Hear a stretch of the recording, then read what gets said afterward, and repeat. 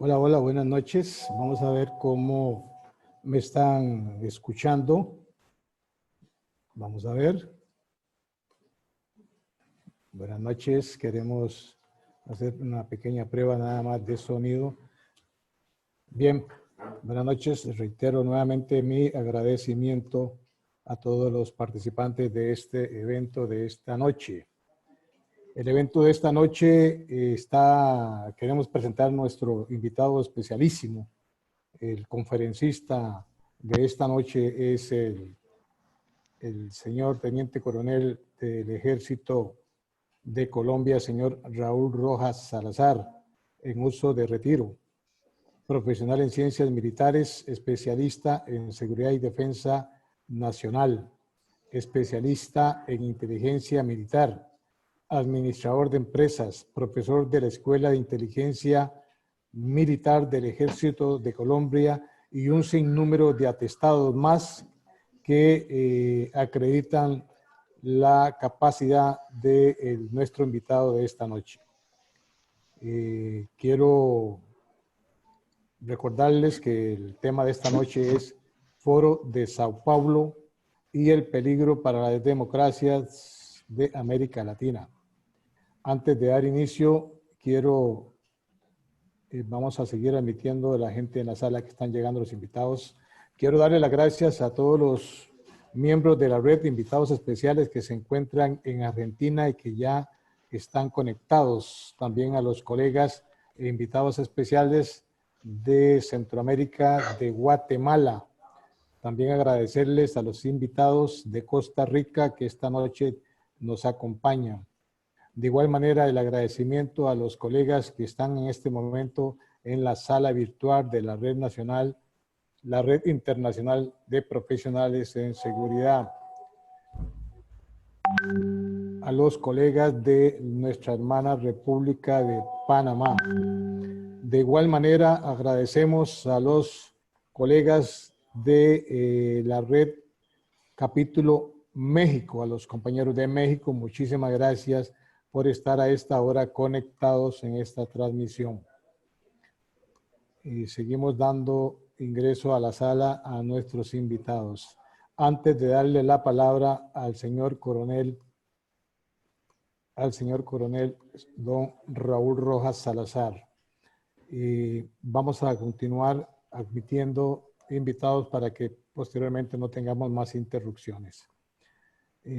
Vamos a darle la palabra. Buenas noches, saludamos de forma muy respetuosa, señor coronel Raúl Rojas Salazar. Sea usted bienvenido a la Red Internacional de Profesionales en Seguridad. Buenas noches, señor coronel.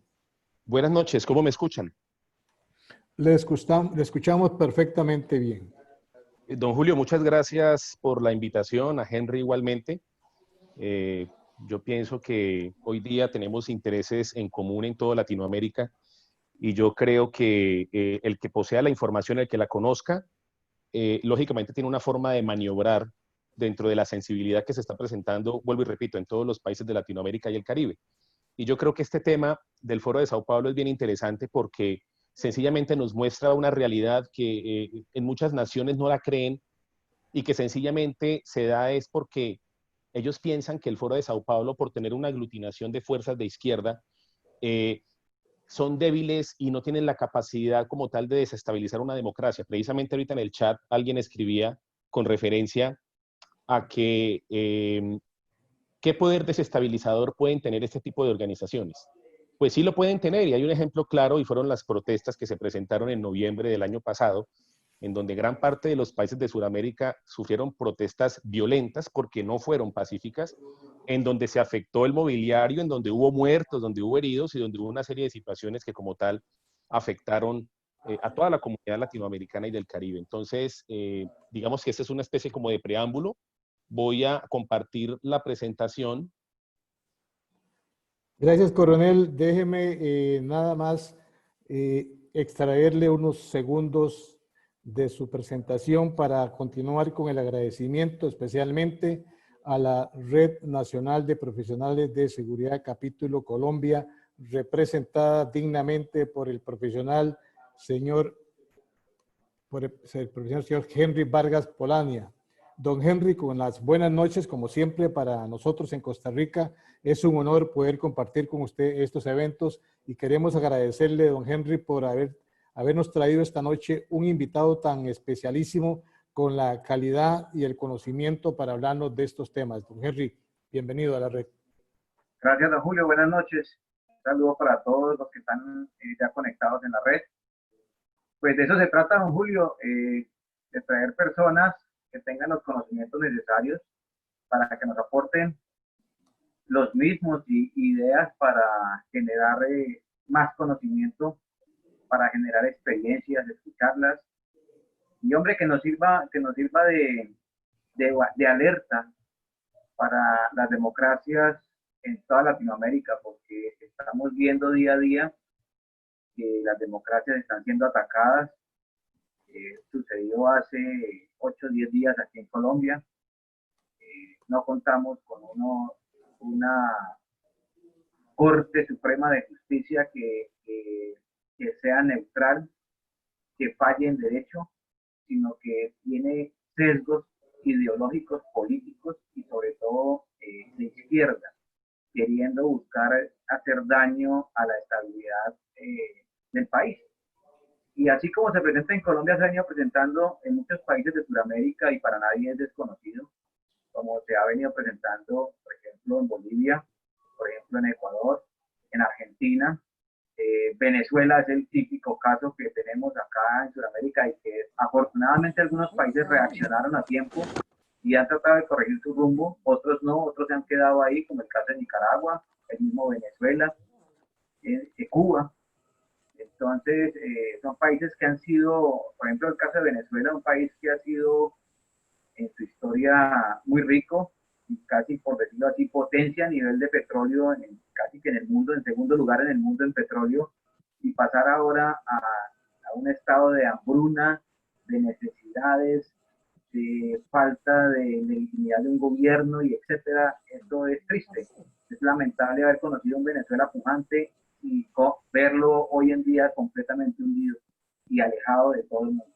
Entonces, en ese orden de ideas, pues consideramos que la presentación que nos haga aquí el señor Teniente Coronel Rojas, pues es vital importancia para las democracias, nosotros que hacemos parte de estos países democráticos, para que vayamos entendiendo cuál es el enemigo que está debajo de la mesa y que cada momento saca la cabeza y quiere hacer daño. Entonces, pues los invito a esto, espero sea del agrado de todos y poder continuar con este tipo de temas y actividades para conocimiento de todos en la red. Muchas gracias, don Luis. A usted, don Henry, las gracias. Como lo repito y reitero, el agradecimiento y el honor de contar con usted como miembro y director ejecutivo de la Red Nacional de Profesionales en Seguridad, capítulo Colombia. Quiero destacar esta noche la buena asistencia de mujeres en este evento. Así es que, mi coronel, tenemos una asistencia muy importante de mujeres interesadas en escuchar todos sus conocimientos con respecto a la materia del Foro de Sao Paulo. Así es que le voy a permitir compartir la pantalla, coronel, para que usted pueda hacer su presentación. Permítame un segundo.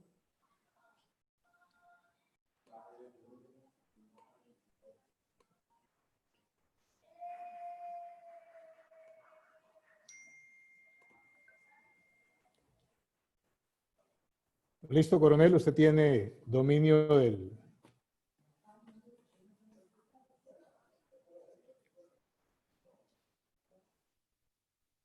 Bueno, ¿aprecian todos la diapositiva, la primera? Sí, señor. Ok, perfecto. Bueno, nuevamente muy buenas noches para todos. Para mí es muy grato poder estar aquí reunidos con todos ustedes para poder tocar unos temas que son bien interesantes y que son de actualidad. Y uno de ellos es el Foro de Sao Paulo, algo que a veces ha sido subestimado por diferentes organizaciones, pero que realmente hay que colocarle atención porque ya hemos tenido ciertas consecuencias en algunos países de Sudamérica cuando realmente ellos se han reunido a convocar y a planear unos objetivos que claramente los han establecido.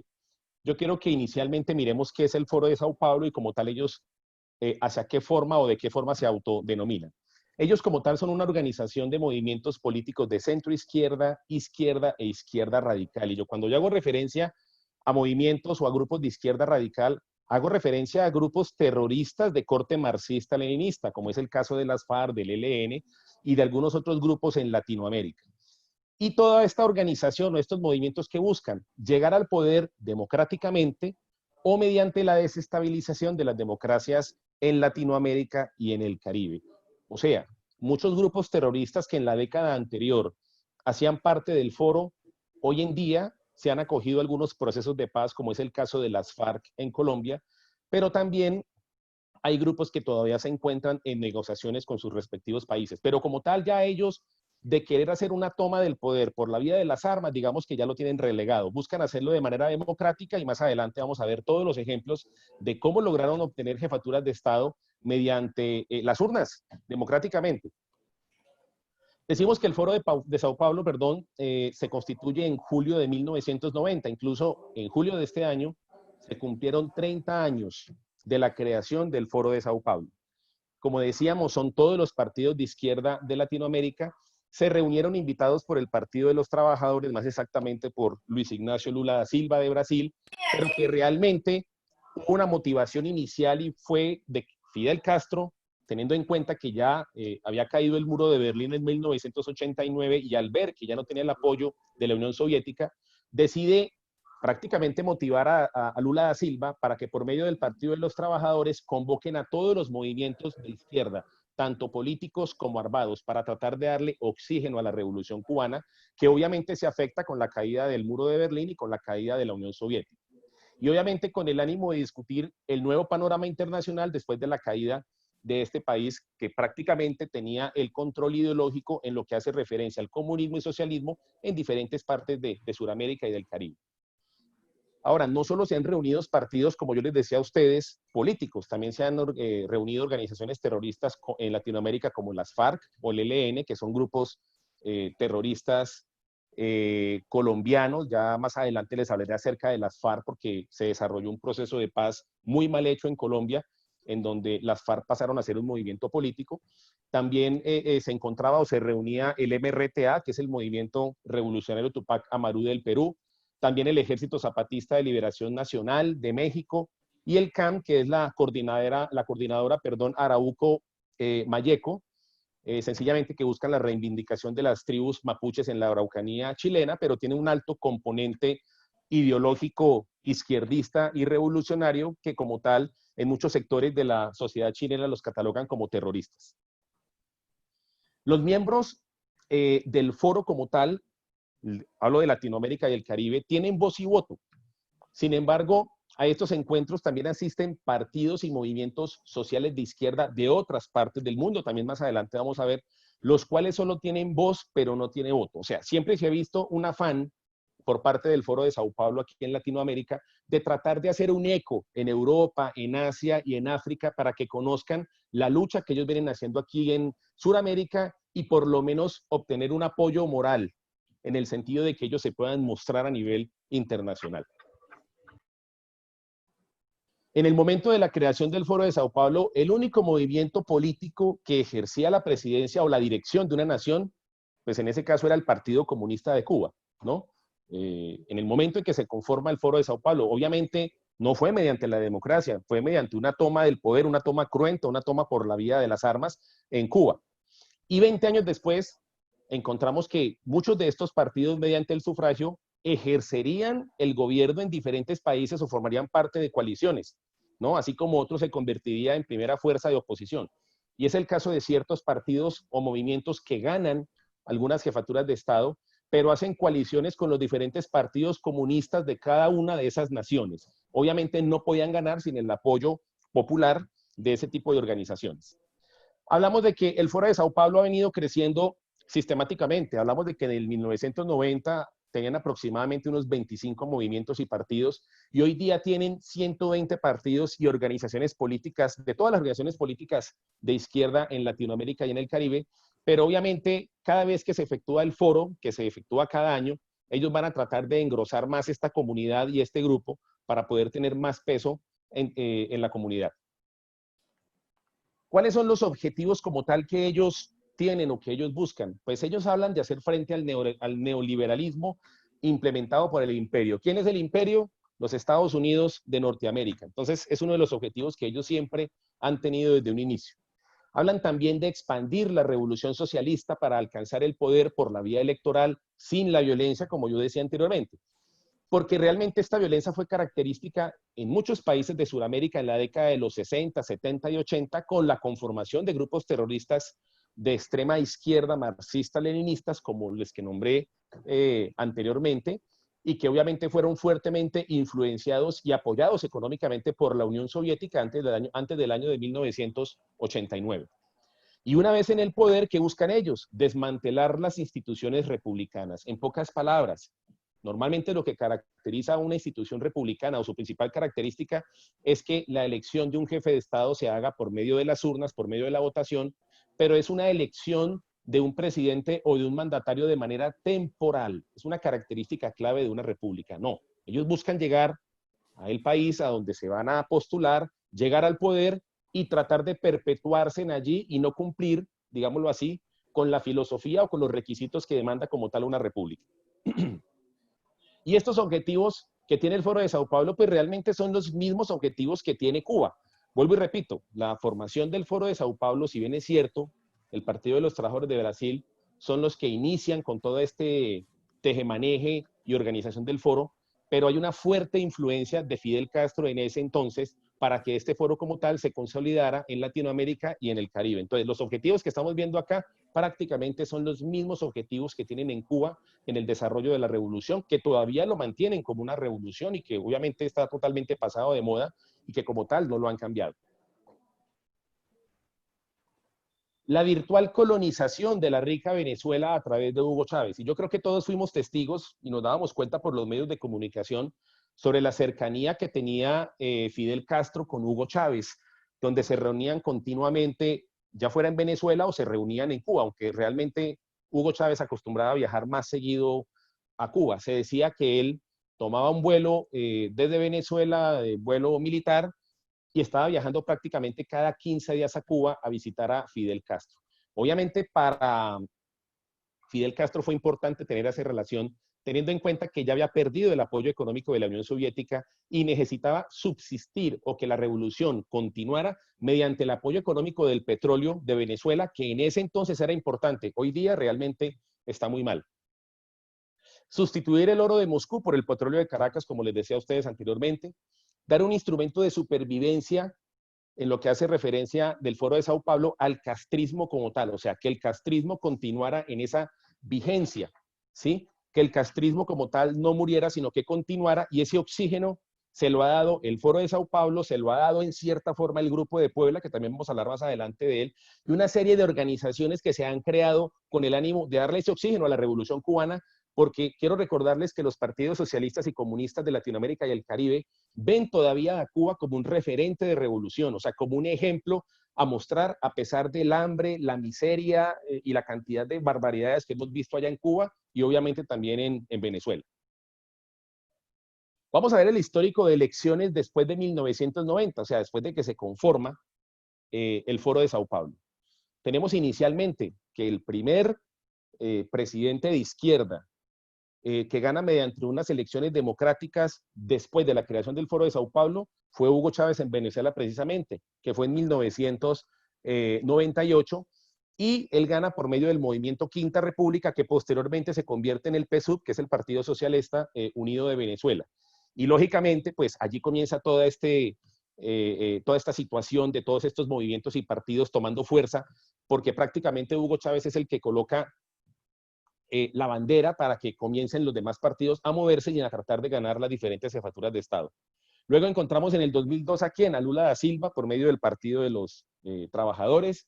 Creo que todos conocemos los escándalos en los cuales estuvo inmerso por medio de Odebrecht, que dicen que recibió efectivamente $1 millón, y la justicia brasilera lo condenó a 17 años de cárcel. Sin embargo, hace unos 8 meses, 9 meses salió de la cárcel por una sentencia de la Corte, la cual decía de que efectivamente hasta que no hubiera una segunda instancia, él debería permanecer libre, pero todavía está siendo procesado por corrupción en su país.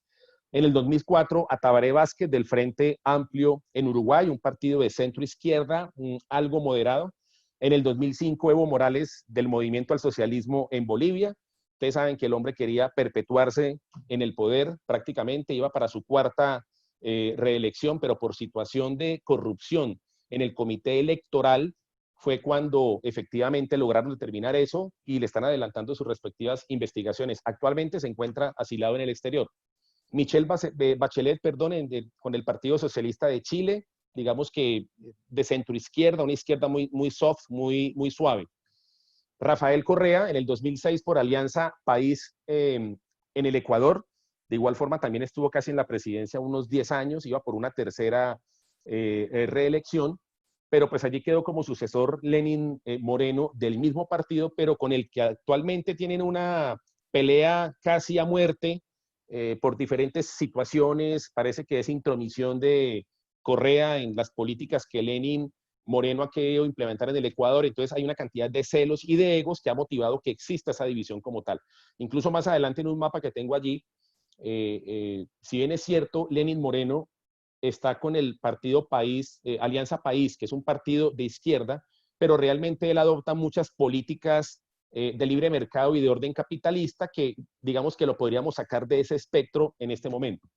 En el 2006, a Daniel Ortega, por el Frente Sandinista de Liberación Nacional, ya es un personaje bastante conocido. En el 2008, Fernando Lugo, por la Alianza Patriótica para el Cambio, hoy Frente Guazú en Paraguay. En el 2009, José Mujica, por el Frente Amplio de Uruguay. Y también pues recordar que José Mujica en los años 60 fue guerrillero o perteneció a una organización de extrema izquierda en Uruguay. En el 2009, en El Salvador, a Mauricio Funes del Frente Farabundo Martí, igualmente muy conocido. En el 2010, Dilma Rousseff, por el Partido de los Trabajadores de Brasil, fue quien recibió la presidencia después de Lula da Silva. Ollanta Humala, bueno, y también destituida en el gobierno. Ollanta Humala por el Perú en 2011. Recuerdo que Ollanta Humala, antes de que quedara, o después de que fuera elegido Toledo, se presentó a elecciones con un apoyo total de parte de Hugo Chávez. Él manifestaba que él lo estaba apoyando y obviamente hubo también apoyo económico. Sin embargo, en esa vez no ganó y pues posteriormente ganó como tal. Ya en el 2013, pues tenemos a Nicolás Maduro por el Partido Socialista Unido de Venezuela y podemos decir que esa es la tal crisis o comparación que se hace con Venezuela de decir si es una democracia o una democracia en crisis. Realmente es un país en una crisis total de ingobernabilidad, con miseria, con hambre, en donde todos los poderes del Estado son controlados prácticamente por el presidente, por Nicolás Maduro. Entonces, estos han sido, digámoslo así, los diferentes presidentes y sus movimientos que han logrado alcanzar jefatura de Estado después de la creación del Foro de Sao Paulo. O sea, hasta ahí el panorama era bastante oscuro y prácticamente el único país de Sudamérica que no llegó a tener un presidente de corte izquierdista fue Colombia, ¿no? Fue Colombia, pero eso obedece en cierta forma a que aquí hemos tenido unas guerrillas marxistas fuertes, muy violentas, y el país ha sufrido una violencia de 50 años, de una guerra en contra de las FARC y en contra del ELN, y como que entendemos y sabemos de que un gobierno de izquierda realmente nos traería muchísimos problemas y automáticamente pues el progreso desaparecería de aquí como tal. Estos son algunos, no los coloqué todos, pero sí algunos países con sus partidos y movimientos políticos, porque no son solo los partidos, sino también movimientos, así no tengan alguna personería jurídica en su propio país, pero que están en estos momentos adscritos o integran el Foro de Sao Paulo. Digamos que para el caso de Colombia, aquí tenemos prácticamente 9 movimientos, que son Marcha Patriótica, un movimiento que prácticamente formó las FARC durante el desarrollo de los diálogos en La Habana, Movimiento Progresista, el Partido Alianza Verde, el Partido Comunista Colombiano, y vuelvo y repito, casi en todos los países de Sudamérica, siempre el Partido Comunista de esa propia nación es la que normalmente lidera el trabajo de Foro de Sao Paulo a nivel regional o a nivel nacional.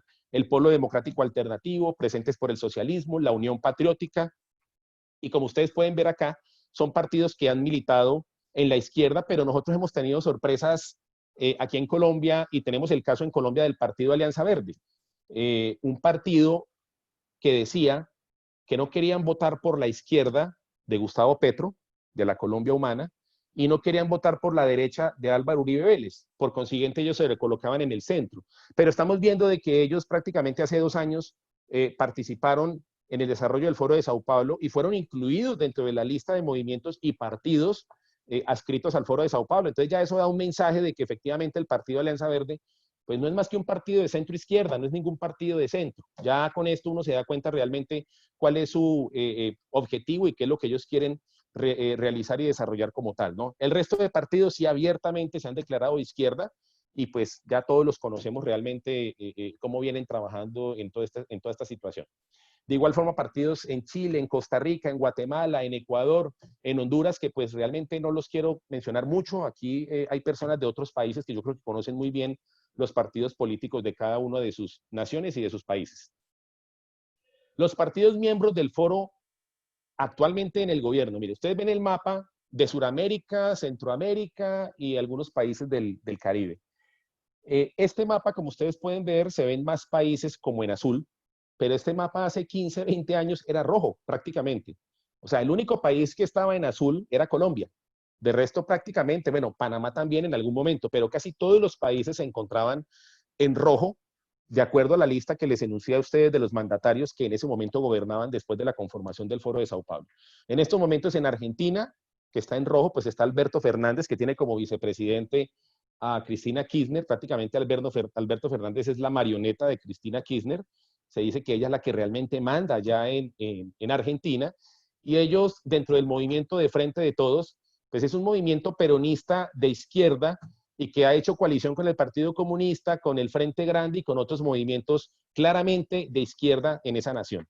En Cuba, pues tenemos a Miguel Díaz Canel del Partido Comunista de Cuba. Yo creo que no hay que interpretar nada diferente a lo que podemos observar en Cuba, y es que no hay una democracia, realmente hay una dictadura y que realmente quien gobierna ya es el Partido Comunista como tal.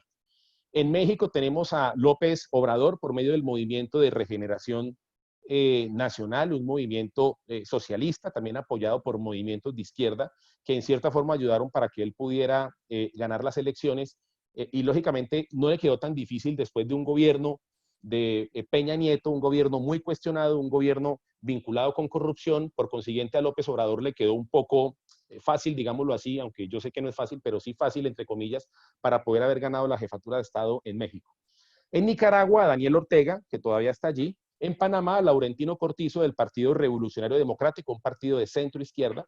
En República Dominicana, Luis Abinader del Partido Revolucionario Moderno, también un partido de centro izquierda. Y pues tenemos en Venezuela Nicolás Maduro por parte del PSUV. Prácticamente este régimen en Venezuela por parte del socialismo, el famoso socialismo del siglo XXI, pues se viene dando desde 1998, o sea, prácticamente ya vamos para ¿cuántos años? 22 años. 22 años de este régimen socialista en la hermana República de Venezuela. Bueno, para la primera década del siglo XXI, miembros del Foro de Sao Paulo controlaban al menos 10 gobiernos en la región, que era lo que pudimos ver hace un momento, y algunos de estos respetaron el juego democrático, como el caso de Chile, Uruguay y Brasil. O sea, sus gobernantes estuvieron gobernando, los que podían reelegirse porque la Constitución lo permitía, lo volvieron a hacer, pero allí pararon. Bien o mal respetaron los preceptos republicanos y entregaron el poder. Sin embargo, en Venezuela, en Ecuador, en Nicaragua y en Bolivia, pues no pasó eso, por los ejemplos que hemos visto anteriormente. Prácticamente la legitimidad ha sido vulnerada a través de la imposición de dictaduras. Ahora, ustedes dirán Ecuador, sí, en Ecuador estuvo Correa durante 10 años, pero él tuvo la intención de volverse a reelegir. Lo que pasa es que hubo presión para que efectivamente no se pudiera desarrollar esta situación, pero cuando sube Lenín Moreno se creía que él iba a continuar las políticas exactamente iguales como las venía manejando Rafael Correa, pero pues obviamente hubo un cambio de planes por las disputas que ellos mismos han tenido allí. Ahora, grupos terroristas de Colombia en el Foro de Sao Paulo. Yo quiero que tengamos en cuenta el presente antecedente. El 27 de mayo del 96, el entonces cabecilla de las FARC, alias Raúl Reyes, Luis Edgar de Villasilva, participó en representación del secretariado de las FARC. El secretariado es el máximo estamento de dirección que tenía esa organización terrorista, en el Foro de Sao Paulo, que fue celebrado en ese momento en El Salvador, y leyó un mensaje del máximo cabecilla de esa organización terrorista, alias Manuel Marulanda Vélez o alias tiro fijo. Ya para el 2005, el Partido de los Trabajadores no le permitió a las FARC participar más en el foro, más como por una situación de, digámoslo así, de apariencias, ¿no? Sin embargo, tuvieron el apoyo para participar en otras organizaciones, también miembros del Foro de Sao Paulo, mediante la denominada Coordinadora Guerrillera, perdón, Coordinadora Continental Bolivariana. Bien o mal, el Foro de Sao Paulo ha tratado de mantener las apariencias, y cuando han ido grupos terroristas en un inicio, o sea, estoy hablando 5 o 6 años después de conformado el Foro de Sao Paulo, era bien visto a nivel internacional, pero cuando comienzan a catalogar ciertas organizaciones como FARC y ELN como grupos terroristas, por mantener las apariencias, ellos tratan como de decirle, venga, no vengan, o mande un delegado, pero esté como escondidito, no se muestre mucho para que nos escuche y tal, como que no se comprometa mucho porque pueden colocar en tela de juicio nuestro foro. Pero realmente uno mira que el mismo Foro de Sao Paulo se ha encargado de reivindicar y de darle homenajes a estos cabecillas.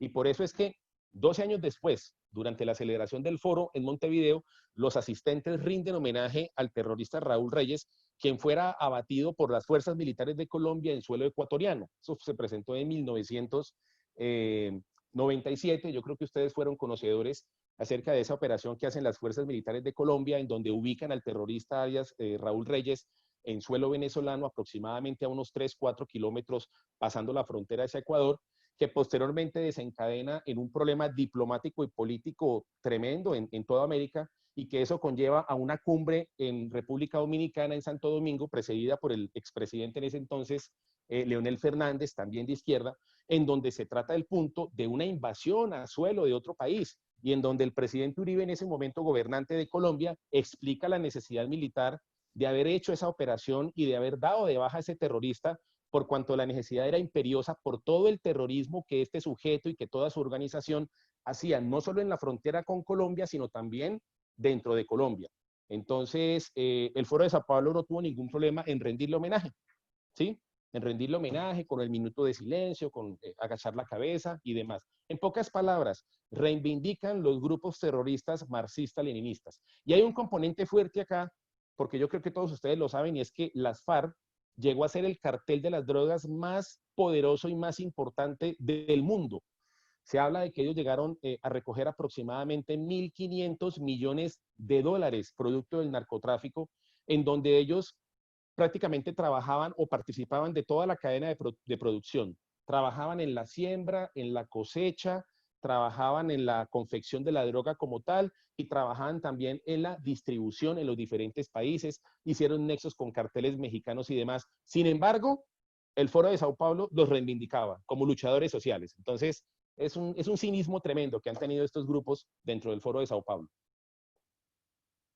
Las FARC posteriormente, y creo que todos lo hemos conocido, cuando se hacen los acuerdos de La Habana en el 2017, pues se dividen en dos grupos. El grupo que no se quiere convertir en movimiento político, que no quiere entregar a las armas, por consiguiente se convierte en unas disidencias, perdón, que se dedican plenamente al narcotráfico y que actualmente las tenemos en este país. Y tenemos ahora sí el grupo político FARC, que se conoce como Fuerza Alternativa Revolucionaria del Común.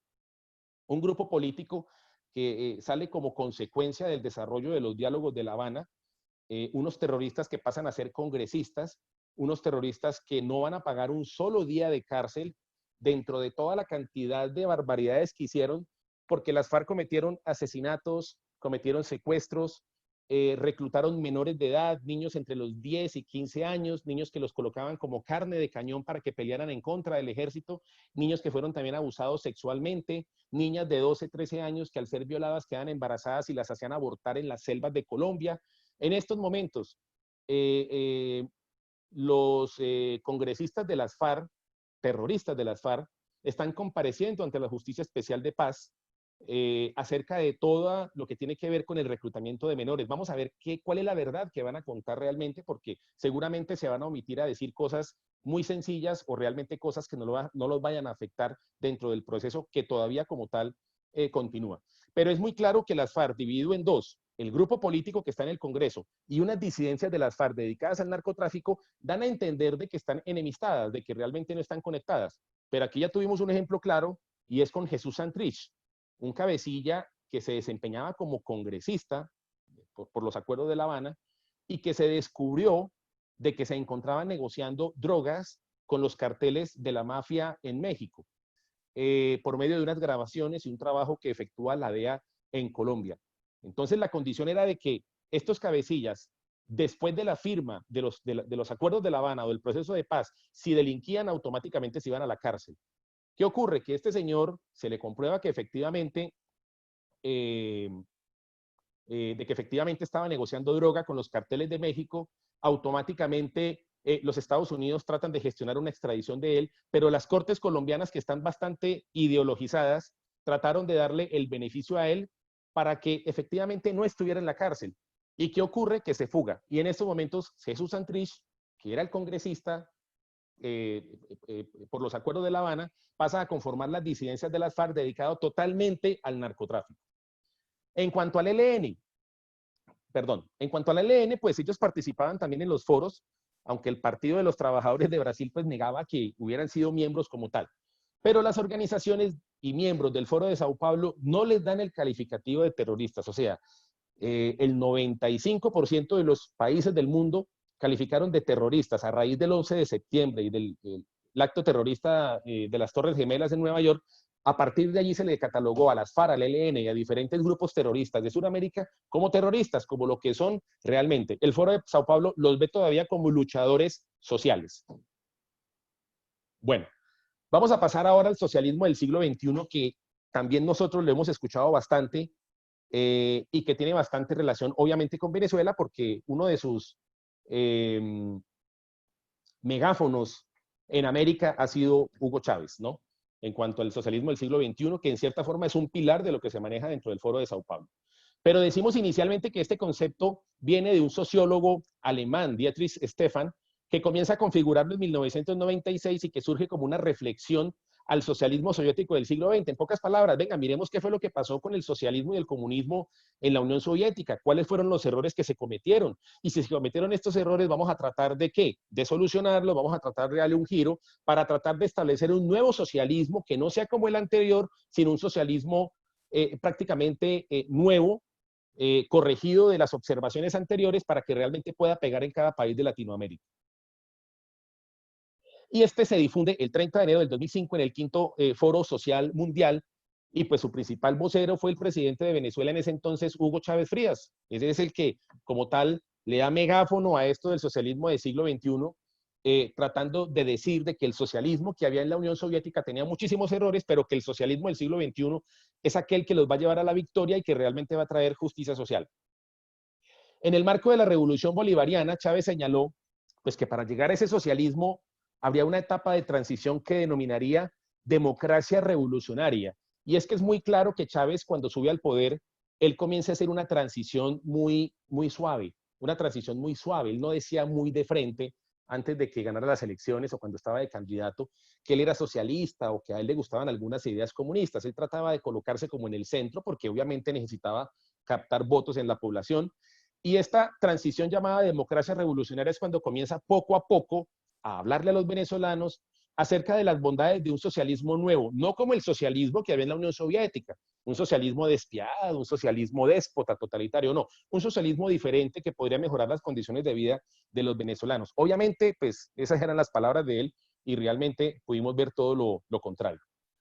Aquí hay una parte que extracté directamente de un discurso que precisamente dio, y él decía: hemos asumido el compromiso de dirigir la revolución bolivariana hacia el socialismo y contribuir a la senda del socialismo, un socialismo del siglo XXI que se basa en la solidaridad, en la fraternidad, en el amor, en la libertad y en la igualdad. Increíblemente, pues yo creo que no hemos conocido o no hay un antecedente de un país socialista que reúne estas virtudes: solidaridad, fraternidad, amor, libertad o igualdad. Y si hay igualdad, son todos pobres, o sea, todos iguales. De igual forma, ¿qué agregó? Debemos transformar el modo de capital y avanzar hacia un nuevo socialismo que se debe construir cada día.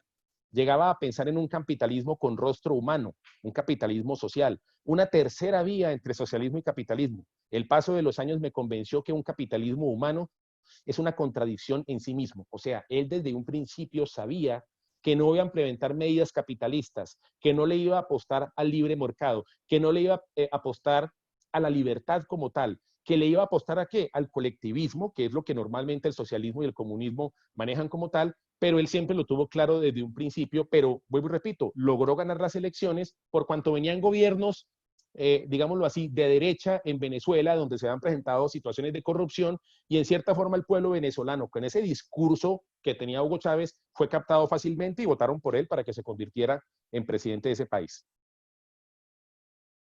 ¿Qué decía él? Yo no soy socialista, ¿sí? Lo dijo Chávez, lo dijo de igual forma también Fidel Castro antes de asumir el mando, y lo reemplazaron por un discurso humanista con el que lograron captar la simpatía de muchos. Y es muy triste que en cierta forma ellos se han adueñado de esa palabra, que es la palabra solidaridad, que es una virtud humana como tal, pero resulta que la virtud humana la tenemos todos los seres humanos, pero ellos se adueñaron de eso. O sea, realmente la izquierda es solidaria. De allá para otro lado, efectivamente, no hay solidaridad, sencillamente hay egoísmo, hay despotismo y sencillamente hay opresión por parte de los capitalismos o por parte del capitalismo, pero se adueñaron del discurso o de la palabra solidaridad y la tomaron para ellos y hoy día todo el mundo lo cree, en especial la juventud. Sin embargo, ya en el poder, ambos declararon y demostraron ser socialistas. Y en el 2005, tras el triunfo de Rafael Correa en Ecuador, se empieza a consolidar el proyecto y el término de socialismo del siglo XXI, ya como una plataforma continental incrustada dentro del Foro de Sao Paulo, que busca acabar con el imperialismo de los Estados Unidos. ¿A qué llevó el socialismo del siglo XXI? Pues primero que todo a la quiebra de la economía venezolana, que obviamente fue un proceso lento, pero que a lo último se pudo dar o que ellos terminaron haciéndolo. Se dio un proceso de nacionalización de todas las empresas. Yo creo que ustedes recuerdan esos videos en donde salía Chávez allá en Caracas y le preguntaba, él decía, vea, allí qué es lo que hay. Y decía, no, allá hay un negocio, una joyería, exprópiese. Luego le decía, venga, ¿y allá qué es lo que hay? No, allá hay una papelería, exprópiese. Comenzó a expropiar. Ahora, uno dijera, expropió empresas grandes, pero no, también expropió pymes, pequeñas y medianas empresas, negocios pequeños, y prácticamente lo que hizo fue que alejó a los inversionistas que en algún momento tenían en mente llegar a Venezuela para poder hacer empresa e invertir, pero también alejaron a aquellos que tenían empresas y que lograron venderlas o lograron escapar con cierto capital o ciertos recursos para que no fueran expropiados por Hugo Chávez. Y obviamente esto en qué desencadenó, en toda esta expropiación y nacionalización, porque es típico del socialismo y del comunismo el control de todos los medios de producción, pues sencillamente lograron de que el tejido productivo de Venezuela se destruyera totalmente. Totalmente es totalmente. Entonces, digamos que esto fue una de las grandes equivocaciones que Hugo Chávez pudo hacer. La producción petrolera, es increíble, perdón, la producción petrolera llega a bajar a 1.400.000 barriles diarios. Venezuela llegó a sacar diariamente 4 millones de barriles. Para el año 2006, para el año 2010 comienza a bajar la producción a 1.400.000 barriles diarios y posteriormente, o en este momento actual, y a raíz de la coyuntura de la baja del petróleo en el 2014, en estos momentos Venezuela está sacando 700.000 barriles. Incluso Colombia, que no es una superpotencia petrolera, está sacando 100.000 barriles más que Venezuela, 800.000 barriles diarios aproximadamente. Venezuela, 700.000 barriles diarios, después de estar manejando prácticamente 4 millones diarios como tal. Perdió los medios para cumplir las promesas de un pueblo cada mes dependiente del Estado. Ustedes se imaginan una empresa expropiada, empresas de leche que tenían 200 empleados, expropiadas por Chávez, en donde Chávez colocaba su camarilla, sus amigos, sus familiares o generales corruptos de sus fuerzas militares a administrar esas grandes empresas. Obviamente personas sin ningún conocimiento técnico, sin ningún conocimiento profesional que hicieron, pues sencillamente administraron mal. Y como administraron mal, porque no solo fue una mala administración, fue el saqueo de esas empresas. Las robaban, las desvalijaban y a lo último, ¿qué pasaba con esas empresas? Quebraban. Y cuando quebraban esas empresas, automáticamente al otro día habían 200 desempleados. Por eso el tejido productivo de Venezuela está totalmente destruido, con unas tasas de desempleo altísimas. Y tasas de desempleo altísimas, ¿producto de qué? De esta expropiación. Ya nadie, obviamente, quiere invertir en Venezuela. Pues porque, obviamente, no se va a llegar a ningún lado. Y la gente obviamente buscando soluciones a esto. En estos momentos el venezolano cada vez es más dependiente del Estado. El Estado papá es el que le suministra absolutamente todo. La pobreza pasó de un 48% a un 87% en este momento. Y el 63, estas son algunas de las estadísticas, hay muchísimas, pero creo que trae las más importantes para mí. El 63, Coronel, disculpe señor. que lo interrumpa. ¿Qué le parece si nos tomamos unos 5 minutos para estirar las piernas, tomarnos un poquito de agua, tomarnos un cafecito y regresamos en unos 5 minutos de nuevo? Les pido por favor a nuestros invitados que están participando que no se retiren, pueden ir a tomarse el cafecito, pueden ir a tomar el vasito de agua y estamos acá, nos mantenemos siempre conectados, pero pueden, vamos a esperar unos 5 minutos mientras cada uno de ustedes se toma ese break. Perfecto. Gracias, coronel. Ya casi estamos de regreso.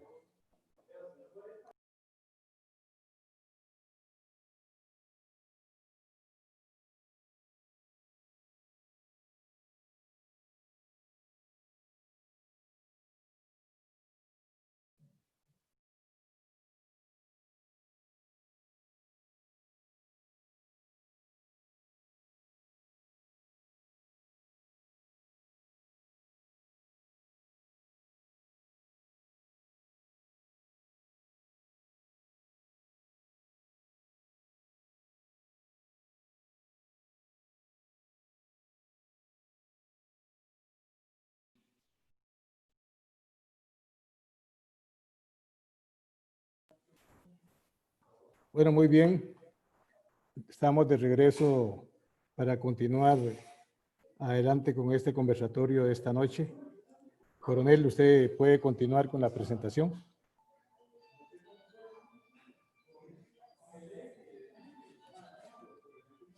Vamos a ver si tenemos al coronel conectado. Coronel, por ahí lo veo, está con el micrófono apagado. Vamos a darle un tiempito que el coronel regrese.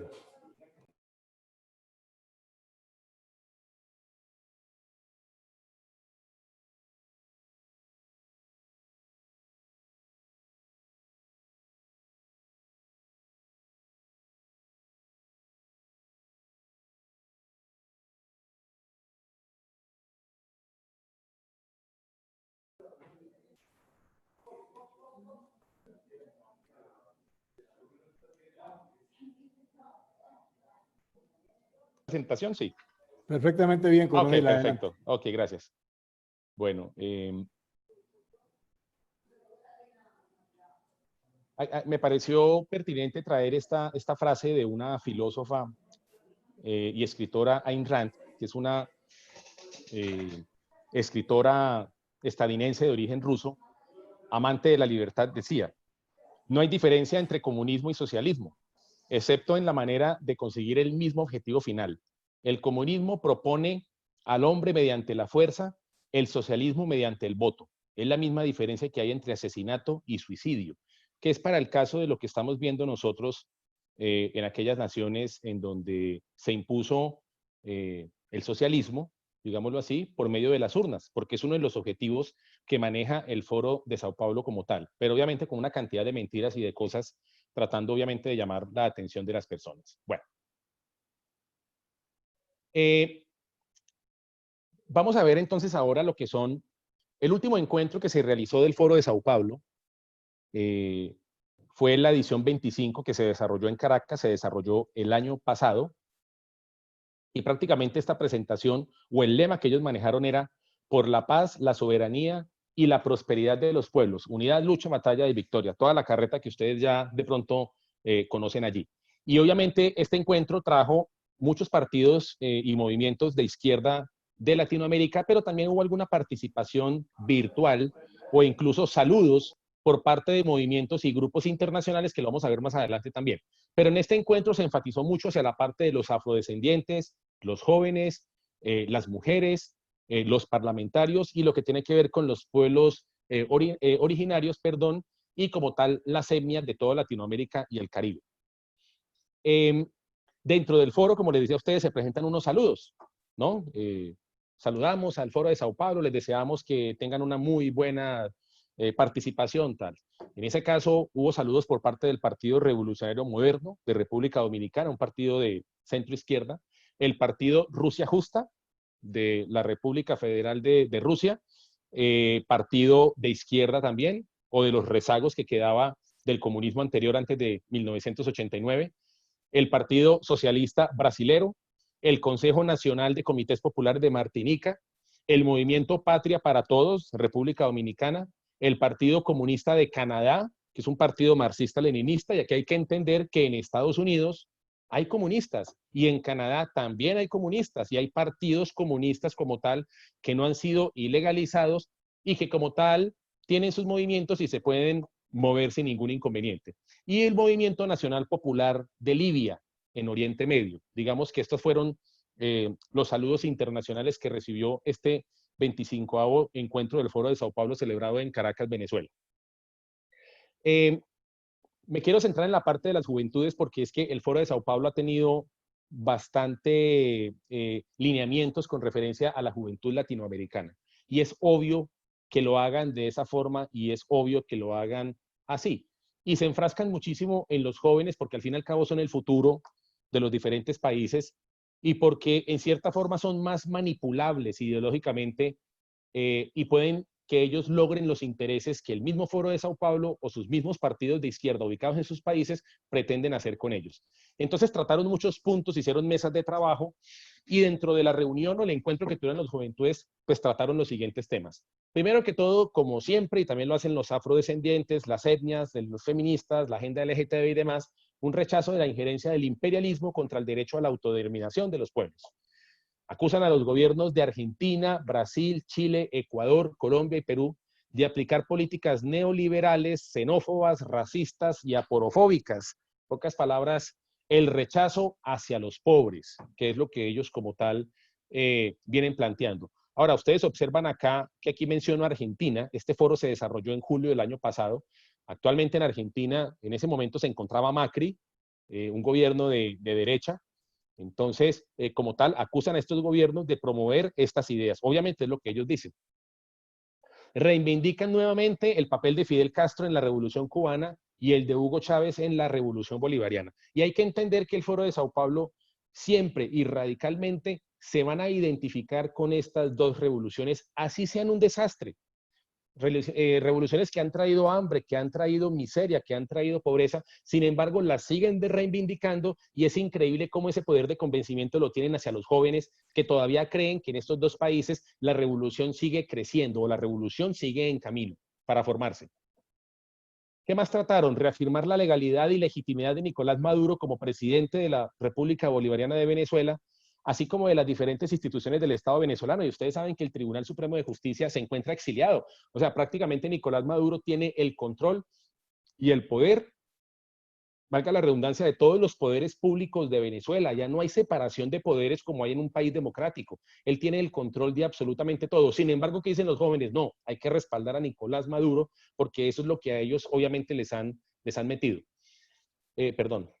Rechazan la política de judicialización contra líderes y jóvenes en general que han participado en marchas y protestas. Y ustedes saben que normalmente las marchas y las protestas a nivel de Latinoamérica y el Caribe, ¿las hacen quiénes? Las hacen los jóvenes, muchachos entre los 15 y 25 años aproximadamente, y obviamente han rechazado este tipo de cosas. En el caso de Colombia, cuando se presentaron las propuestas de noviembre de 2019, donde tuvimos 3 muertos y aproximadamente unos 150 heridos, obviamente hubo captura de vándalos que se encontraban ejerciendo la violencia, que se encontraban agrediendo a los policías, pero también agrediendo a personas que no participaban de las marchas y participaban de las protestas como tal. Y fueron capturados por la policía y como tal fueron judicializados. Obviamente, en estos foros, ¿qué pretenden ellos? Pues que los jóvenes no sean judicializados y que como tal sean respetados supuestamente en su libre decisión de expresarse en contra de un gobierno o de lo que ellos quieran llamar como tal. Aquí hubo algo muy característico y yo lo quise colocar aquí literalmente y es lo siguiente. Ellos decían, respaldamos la lucha de la juventud de Colombia por la paz con justicia social como principio y camino hacia el buen vivir en Colombia. suscribimos la exigencia del pueblo colombiano al respeto e implementación total con las Fuerzas Armadas Revolucionarias de Colombia, FARC, y la continuidad con el diálogo con el Ejército de Liberación Nacional y apertura de diálogo con el Ejército Popular de Liberación, que tiene una estructura muy pequeñita en norte de Santander que realmente no es tan preponderante. Y exigimos el cumplimiento de los acuerdos del movimiento estudiantil y popular por el Estado colombiano. De igual forma hablan acerca de los dirigentes sociales asesinados en Colombia después de la firma de los acuerdos y los 400 amnistiados de las FARC que siguen hoy día presos. Y yo quiero que este punto lo quiero cortar en pedazos porque me parece que es interesante que lo analicemos. No solo en Colombia, en todos los movimientos de izquierda y en los movimientos y partidos políticos de izquierda han querido reivindicar la lucha de las FARC y como tal han querido justificar todas sus acciones terroristas cometidas no solo en Colombia, sino en países limítrofes con Colombia también. Les hablo de Brasil, les hablo del mismo Venezuela, de Perú, de Ecuador y de Panamá. Y siempre han querido reivindicar. Y hay un apoyo pleno y colegiado, digamos, del foro para que estos acuerdos de La Habana se den, porque allí realmente hay una total impunidad hacia estos terroristas, hacia estos cabecillas, y obviamente ellos quieren que ellos como tal sigan desarrollando su función política en el Congreso de la República. Pero ya hay informes y han salido muchos reportajes que se conocen de un vínculo que hay del movimiento FARC del partido FARC como movimiento político con las disidencias de las FARC que no quisieron entregar las armas. Por eso a mí me parece que esa combinación de un movimiento político de izquierda con unas disidencias que están todavía en armas dedicadas al narcotráfico, créanme que es una mezcla muy peligrosa. Hacíamos algunos análisis y decíamos que las FARC como movimiento político, con todo ese dinero que lograron ganar producto del narcotráfico, que fueron cientos de millones de dólares, perfectamente más adelante pueden ganar alcaldías, pueden ganar gobernaciones, pueden ganar consejos y pueden ganar asambleas por medio de la utilización de ese dinero, porque ellos todavía no han resarcido a las víctimas, que es uno de los puntos que se tratan en los acuerdos de La Habana. Y ellos no han devuelto el dinero ni han entregado el dinero producto de todas las actividades delincuenciales que desarrollaron. Entonces, esa mezcla de FARC político con FARC disidencia realmente es muy peligrosa. Y en el foro de Sao Paulo los jóvenes reivindican como tal los acuerdos de La Habana. Aquí se habla también, o ellos mencionan acerca de la muerte o el asesinato de 830 líderes sociales. Y miren, yo creo que nos quitemos ciertas dudas al respecto. Una vez termina los acuerdos de una vez se desarrolla el proceso de paz y se desarrollan los acuerdos de La Habana, lo que pasó fue que sí, las FARC se acogen a un proceso y se convierten en movimiento político, pero no solo quedaron disidencias de las FARC, todas aquellas áreas donde ellos delinquían prácticamente fueron vendidas a carteles, a estructuras de delincuencia común y organizada y siguieron delinquiendo. O sea, hoy en día tenemos más bandidos, más delincuentes, más narcotraficantes en las selvas y en el área rural de Colombia que anteriormente. Hoy en día hay muchos más. Y en estos momentos los asesinatos de líderes sociales, muchas investigaciones de la Fiscalía y ha salido por medios de comunicación, han sido vendetas o problemas entre las mismas organizaciones delincuenciales, o sea, entre los mismos carteles. Entonces asesinan a un líder social, ¿no? El tipo tenía una organización para apoyo a las etnias o a los indígenas y de pronto lo mataban. Lo mató los paramilitares o lo mataron, incluso han sido tan atrevidos que le han echado la culpa a la fuerza pública o a las fuerzas militares y resulta que lo mató otra organización narcotraficante porque le debía un dinero. O sea, se han presentado situaciones así o incluso delitos pasionales. Líderes sociales, es que asesinaron al líder social X y resulta que lo mandó a matar la esposa porque le había sido infiel o cosas así por el estilo. Entonces, muchas de las muertes de estos líderes sociales han sido propiciados por los mismos carteles, por los mismos grupos de narcotraficantes que hay en la zona, porque es importante entender que para el narcotráfico el control territorial es fundamental y es elemental para poder mantener y continuar con el negocio como tal. Otros puntos que trataron allí. Digamos que en estas memorias del 25º encuentro del Foro de Sao Paulo, estoy tratando lo que hablaron los jóvenes porque realmente es muy parecido a lo que hablaron las minorías, a lo que hablaron los afrodescendientes, a lo que hablaron las etnias. Más o menos son los mismos temas en común, que ellos manejan y que ellos estuvieron tratando en el desarrollo de ese foro. Otros puntos, tocaron temas internacionales, reivindican la conformación de un Estado palestino y condenan las acciones del Estado de Israel y siempre será así. Siempre las organizaciones de izquierda políticas y armadas, comunistas y socialistas, marxistas-leninistas, no han querido al Estado de Israel. Siempre ha sido así y será una constante y así seguirá siendo. La autodeterminación de Cataluña y separación de España, ustedes saben que hace 2 años se presentó prácticamente un golpe de Estado donde en Cataluña pretendían la separación de Cataluña del resto de España y fueron capturados cada uno de los integrantes de este complot, digámoslo así, y fueron procesados y están siendo judicializados. Y esta autodeterminación de Cataluña en España viene siendo motivada ¿por quién? Por organizaciones de izquierda. En este momento en España gobierna la izquierda, gobierna el Partido Socialista Obrero Español, el PSOE, con Pedro Sánchez, que es socialista, socialista light, digámoslo así, pero tiene como vicepresidente a Pablo Iglesias, un comunista comunista, que ha reconocido ante los medios de comunicación que él es comunista. Y en cierta forma ellos le han venido dando un poco de aire al independentismo en Cataluña. Y en el Foro de Sao Paulo obviamente le hacen eco para que esto pueda calar un poco más. Hablaron también de las prerrogativas para miembros de ETA, del grupo terrorista ETA en el País Vasco, y una supuesta represión en manos de la derecha. Y es increíble que en estos momentos ETA se ha configurado como movimiento político y hay unos grupos pequeñitos o unos partidos pequeñitos como Bildu, partidos políticos que vienen de ETA y que en estos momentos hicieron coalición con el gobierno de Pedro Sánchez. O sea, en este momento prácticamente están gobernando con Pedro Sánchez. Por eso es que España, Dios no lo quiera, pero es un país que va hacia abajo, con una situación económica catastrófica y más con la situación de la pandemia, pero como tal la izquierda prácticamente tiene tomado a ese país. Y condenan también la intervención que ha sido objeto Siria por parte del gobierno de los Estados Unidos y por parte de la OTAN, pero es más una especie como de guerra fría que hay entre Estados Unidos y Rusia por la hegemonía y el control del área que se ha venido presentando allí. Bueno, hay una declaración final en el 25º encuentro del Foro de Sao Paulo, y hablan ellos de la solidaridad mundial con la defensa de la soberanía y la autodeterminación del pueblo venezolano, insisten en ese tema.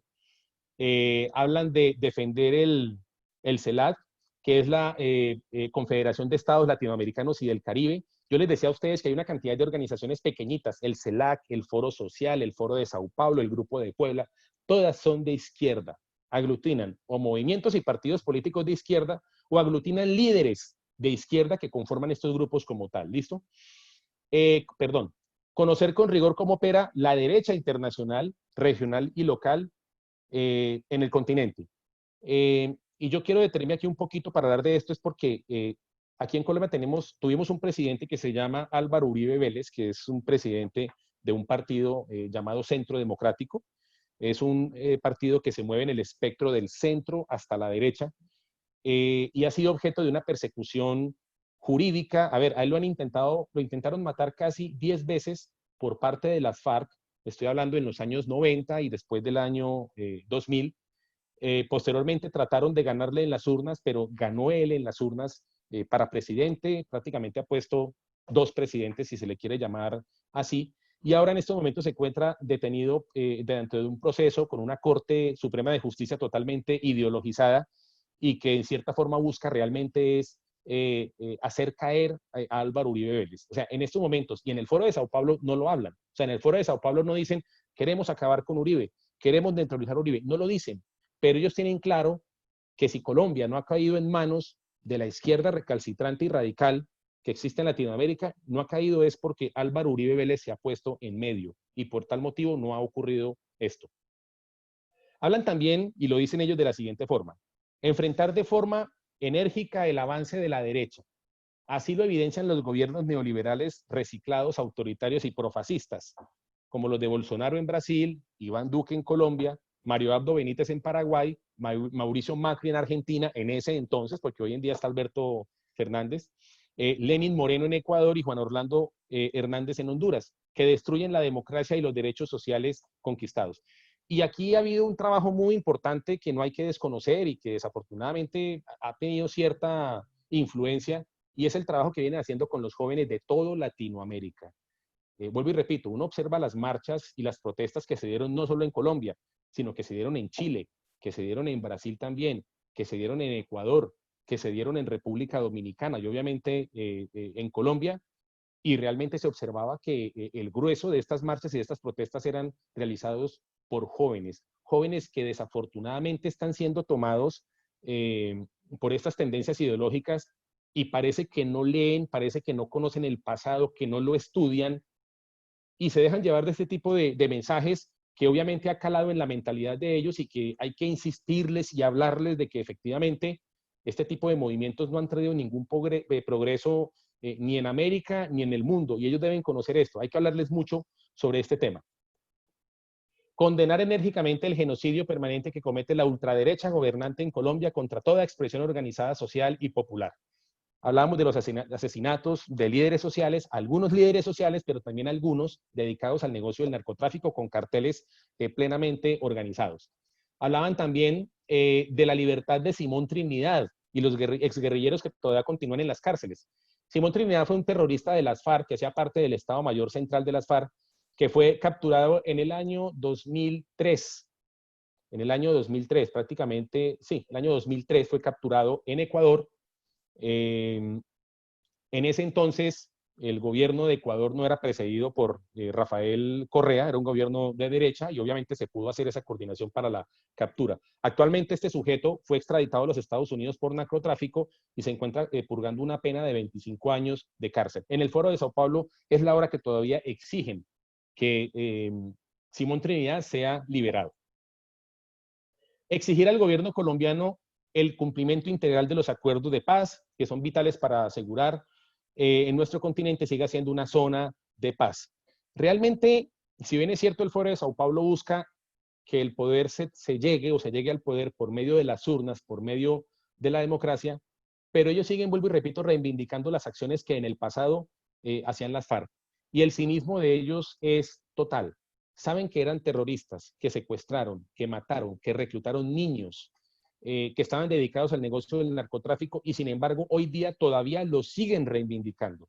Y de verdad eso es una cachetada a todas las víctimas que para el caso de Colombia han habido producto del terrorismo que hizo tanto las FARC como el ELN. Antes de pasar a unas conclusiones, de pronto para no pasarme a otra presentación que tengo, y sí quisiera también redondear un poco esto, y es que el Foro de Sao Paulo también ha querido trabajar mucho las minorías. Yo cuando hablo de minorías hablo de lo que tiene que ver con la agenda feminista, lo que tiene que ver con la agenda LGTBI, lo que tiene que ver también con la agenda indigenista, lo que tiene que ver con la agenda del medio ambiente y de protección de los animales. No sé si ustedes recuerdan de pronto que antes de la caída del muro de Berlín, incluso algunos años atrás, la base del comunismo y la base del socialismo como tal eran los obreros y eran los campesinos. Digámoslo que el mismo símbolo de la hoz y el martillo, el mismo símbolo del Partido Comunista a nivel mundial es la hoz que representa a los campesinos y el martillo que representa a los trabajadores. A medida que se va presentando esta globalización, cae la Unión Soviética y realmente hay una expansión, digamos, del libre mercado y de la libertad, pues muchos trabajadores y campesinos ven de que ellos también tienen oportunidad de generar ingresos y de ganar dinero por medio de esa libertad que les ofrece el sistema. Entonces ya ellos comienzan como a salirse un poco de ese libreto del Partido Comunista o del comunismo, porque ellos ven que dentro del capitalismo encuentran ciertas formas de vida que pueden ser mejores para ellos y en donde pueden tener un estado de bienestar. Ahora, aquí tampoco no quiero yo decir que es que el capitalismo es la panacea. El capitalismo tiene muchísimos errores, pero yo prefiero quedarme con los errores del capitalismo y no quedarme con lo que me promete el socialismo. Entonces, el capitalismo tiene errores, sí, los tiene, pero obviamente es mucho mejor que lo que promete o lo que dice el comunismo y el socialismo. Entonces, al ver que el comunismo y el socialismo se quedan sin esa base, que son los trabajadores y los campesinos, comienzan a tomar las minorías. Entonces, todas estas banderas de las minorías las tomaron para sí, y en estos momentos es muy claro que muchas de estas minorías y agendas son lideradas por la izquierda.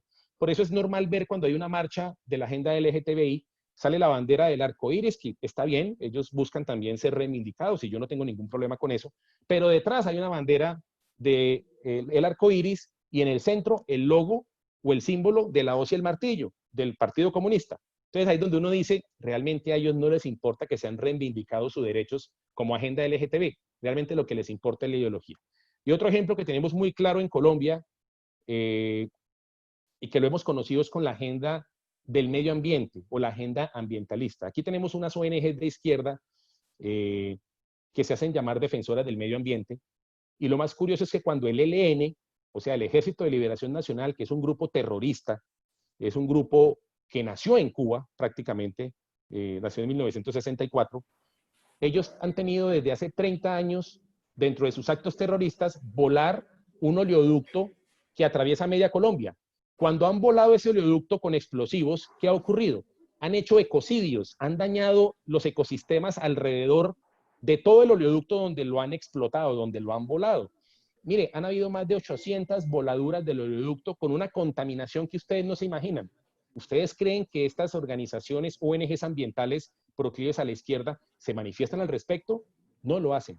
No lo hacen. Coronel, Señor. coronel, disculpe que le interrumpa, tenemos 5 minutos más para su No, ya exposición que que ha estado, déjeme adelantarle, felicitarlo, que ha estado excelente y muy interesante. Sin embargo, queremos darle oportunidad también a los invitados para que le puedan hacer algunas preguntas que están en este momento en el chat. Gracias, le agradezco. Ya voy a terminar. Pero cuando ha habido algún desacierto por parte de alguna petrolera colombiana, en donde ha habido de pronto algún daño ambiental por un error técnico o algo, automáticamente esas ONGs ambientalistas le caen al Estado, le caen a la empresa. Pero cuando el ELN vuela el oleoducto, 800 veces vuelvo y repito, no dicen absolutamente nada. Agendas totalmente ideologizadas, que lo que menos les importa son los LGTB, lo que menos les importa es el medio ambiente, lo que menos les importa son los animales, lo que menos les importa son los indígenas. Sencillamente es la ideologización de estas minorías para poder lograr un objetivo común, que es el triunfo del socialismo y del comunismo, que es lo que ellos siempre persiguen. Vamos a ver unas conclusiones rápidas. Apoyo de políticas socialistas y comunistas para atacar la hegemonía del imperio, o sea, ellos continúan en esta lucha dentro de este desarrollo. Cuentan con la capacidad de desestabilizar las democracias mediante la protesta social, logrando aglutinar diferentes actores de la sociedad civil. Pudimos ver la destrucción del metro en Santiago de Chile y en Valparaíso. 300 millones de dólares en pérdidas. Una cosa, o sea, yo cuando vi las fotografías y las imágenes del metro destruido, Dios mío, yo la verdad no lo creía. Pareciera que hubiera caído una bomba nuclear allá. Y estuvo muy fuerte estas protestas con muertos, con heridos y con una cantidad de cosas. Sigue vigente el objeto de exacerbar los ánimos de las minorías, utilizándolas como un medio de lucha, no por su condición, sino en beneficio de la ideología, como lo comentaba anteriormente. Y una estrategia vigente de vincular más movimientos a su organización, o sea, al foro, que ayuden a mostrar una aparente fuerza política. De igual forma, existe una clara alianza con el progresismo europeo, porque es que ahorita nos hablan mucho de que, ay, yo soy progresista. Aquí en Colombia tenemos a Gustavo Petro, un líder de izquierda de un movimiento que llama Colombia Humana, y él dice que él es progresista, y en Europa ahorita todo el mundo es progresista. El progresismo es la careta del socialismo. Sí, hay que entender eso. Ese es el nuevo nombre, es que somos progresistas. Progresistas no, son socialistas. Lo que pasa es que no lo dicen como muy de frente a veces porque de pronto ciertos sectores le pueden caer encima, pero como tal, esa es la careta que tiene el socialismo y el comunismo. La destrucción de la identidad y cultura iberoamericana mediante el uso de preceptos de corte socialista y nacionalista. En pocas palabras, acabar con la identidad que cada país puede tener. Y yo les quiero recordar a ustedes también que un partido comunista de un país tiene sentido de pertenencia es hacia el comunismo, no hacia los símbolos patrios de su propia nación. Y eso hay que tenerlo muy claro. Su devoción de un comunista, de una persona del partido, es hacia su bandera, hacia la hoz y el martillo, hacia los ejemplos de países que han manejado el comunismo como tal. Pero sus símbolos patrios no les importa. Incluso ejemplos como los que ocurría en la Unión Soviética o como ocurre en Corea del Norte o en otras partes, en donde destruyen su nacionalismo para que el comunismo pueda aflorar como tal, como una doctrina instaurada dentro del país. Y tienen la capacidad mediante la guerra jurídica y la propaganda de desprestigiar la imagen de instituciones, así como de personas que no pertenecen a su espectro ideológico.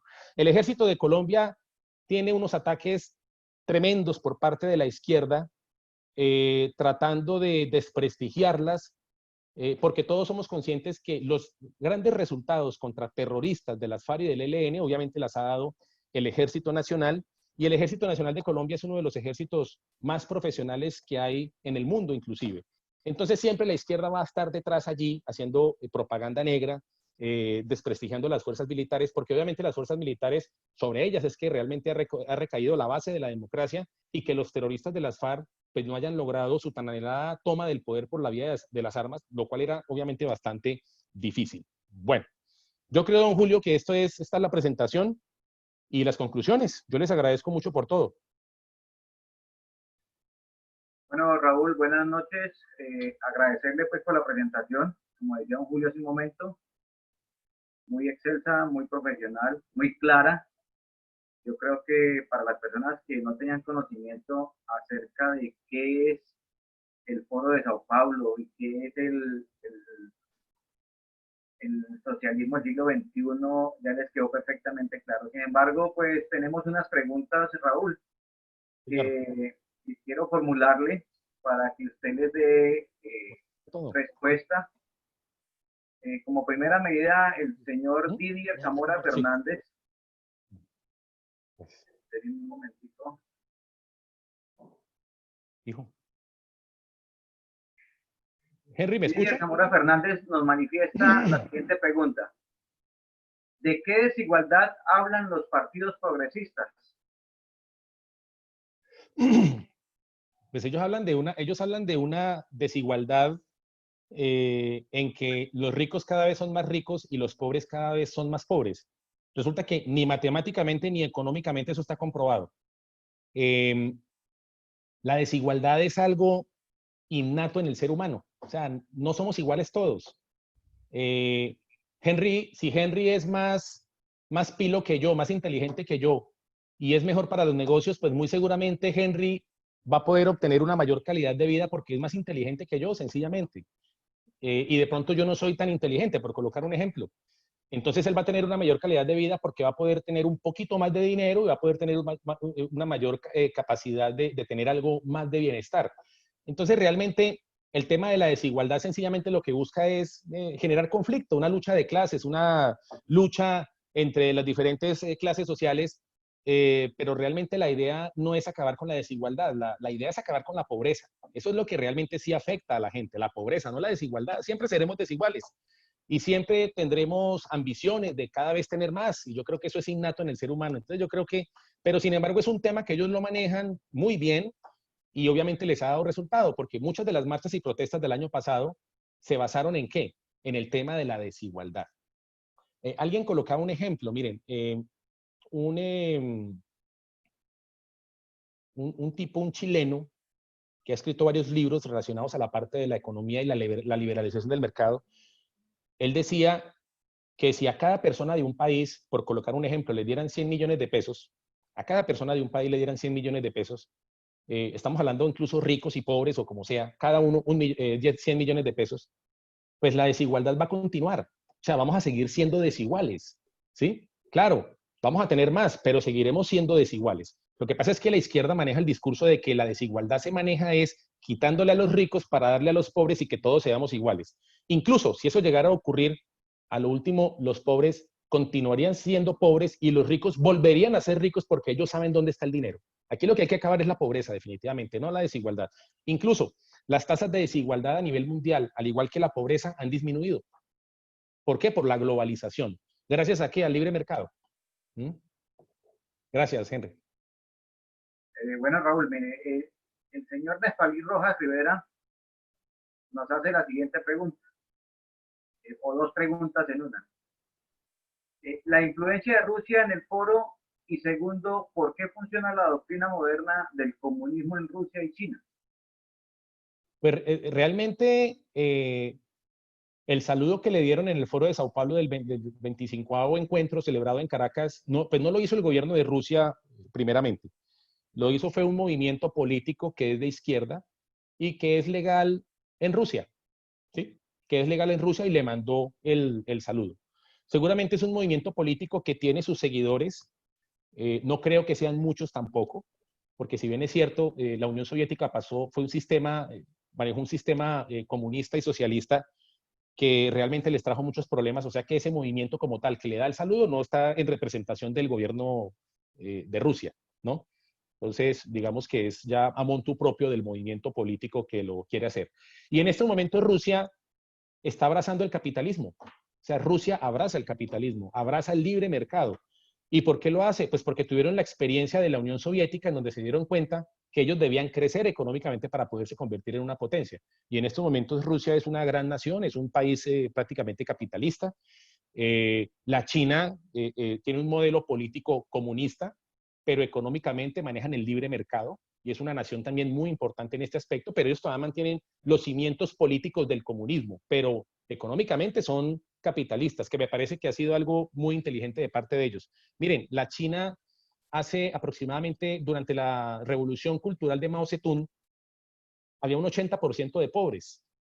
En el momento, después de los 60, después de los 70, cuando comienzan a abrirse al mercado, esa brecha la bajaron al 20%, 15%.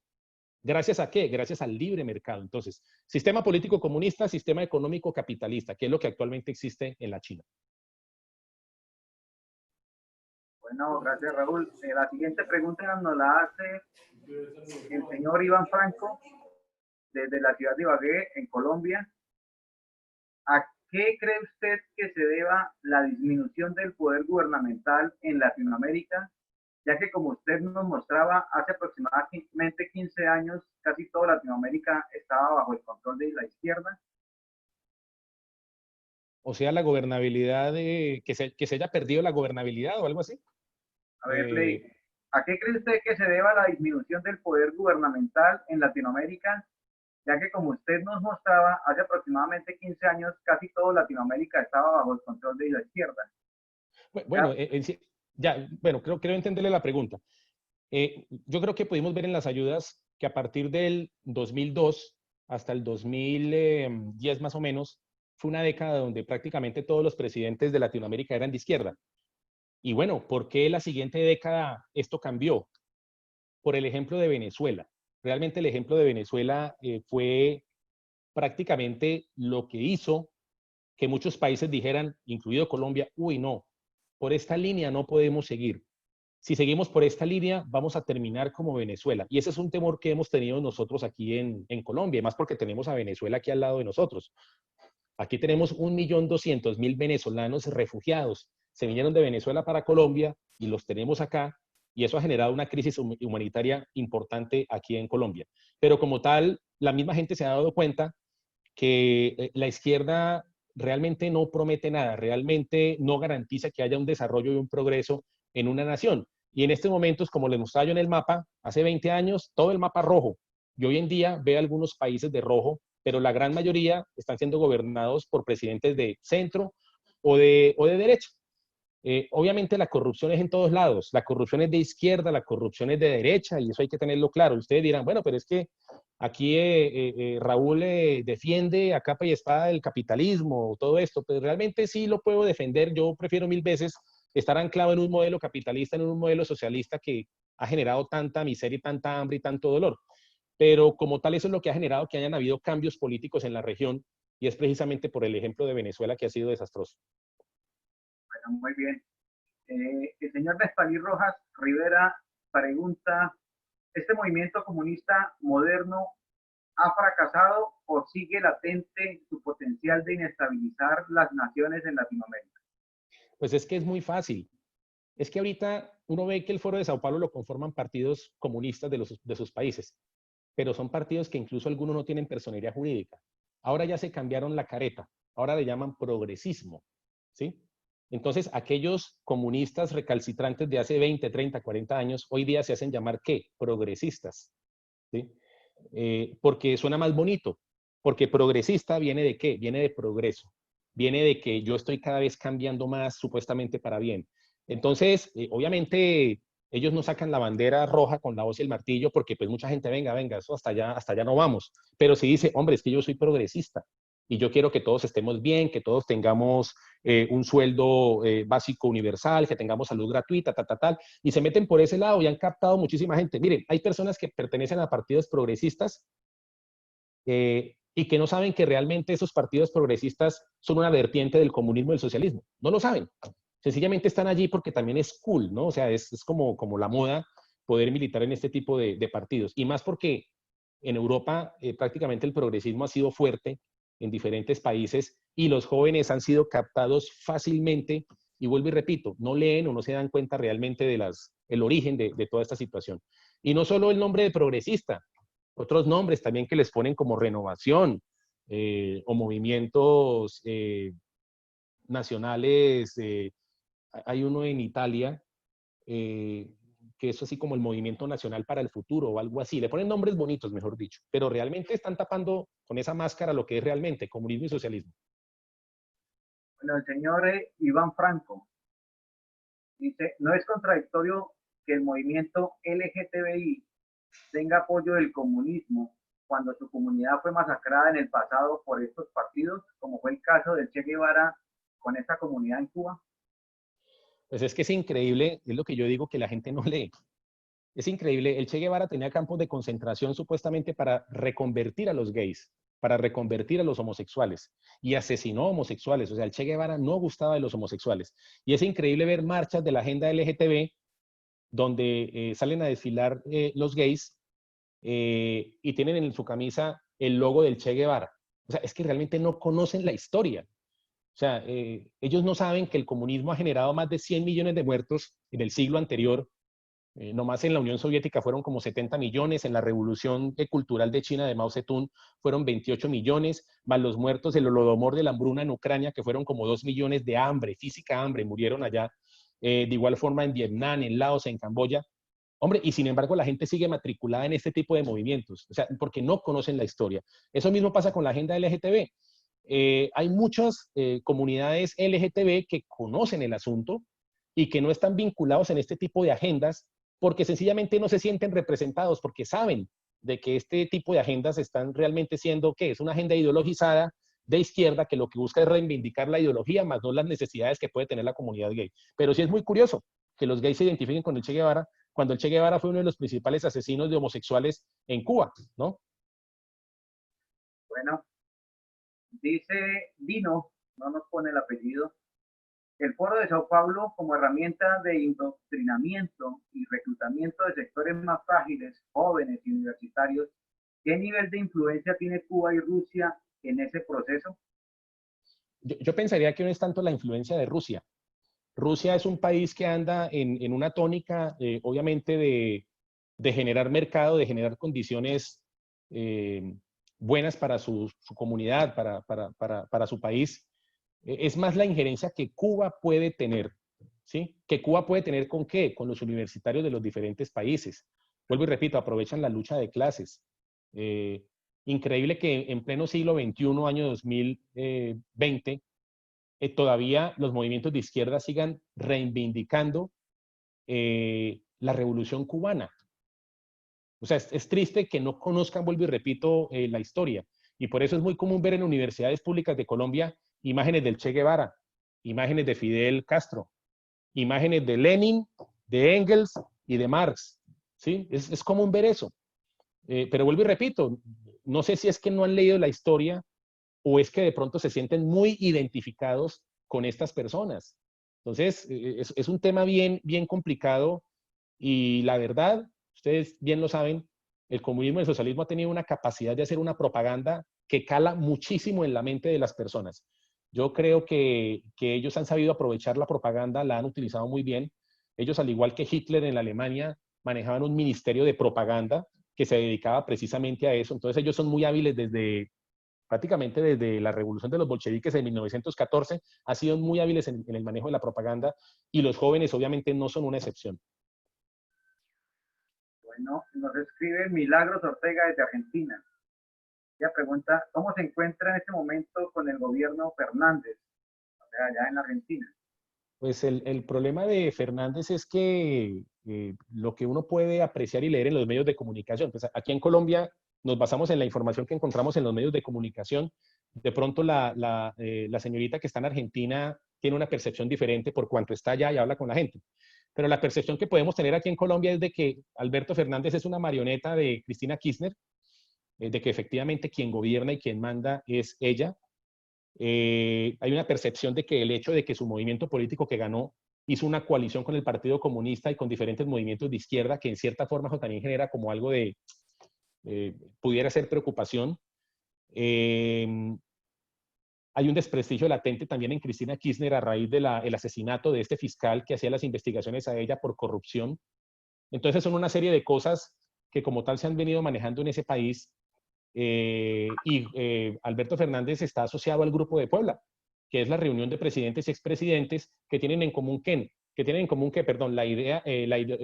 la agenda ideológica de izquierda y se han reunido. ¿Quiénes se han reunido? Ernesto Samper, expresidente de Colombia, que financió su campaña presidencial con dinero del narcotráfico del cartel de Cali.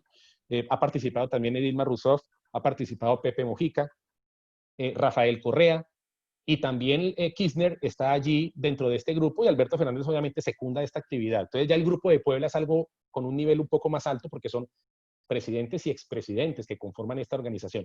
Pero es más o menos la información que nosotros podemos recibir de Argentina, y la recibimos más es por la parte de los medios de comunicación. O sea, aquí creemos que el gobierno de Argentina es un gobierno de izquierda, de centro izquierda, y que realmente pues ahí están inmersos en muchísimas situaciones de corrupción que como tal han afectado la imagen del presidente.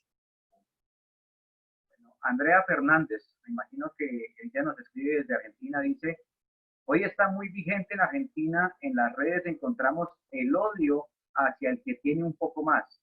En estos días están presentando una reforma judicial muy perjudicial para el futuro de los argentinos, que favorecerá a Cristina Fernández para evitar ser declarada culpable en las causas de corrupción.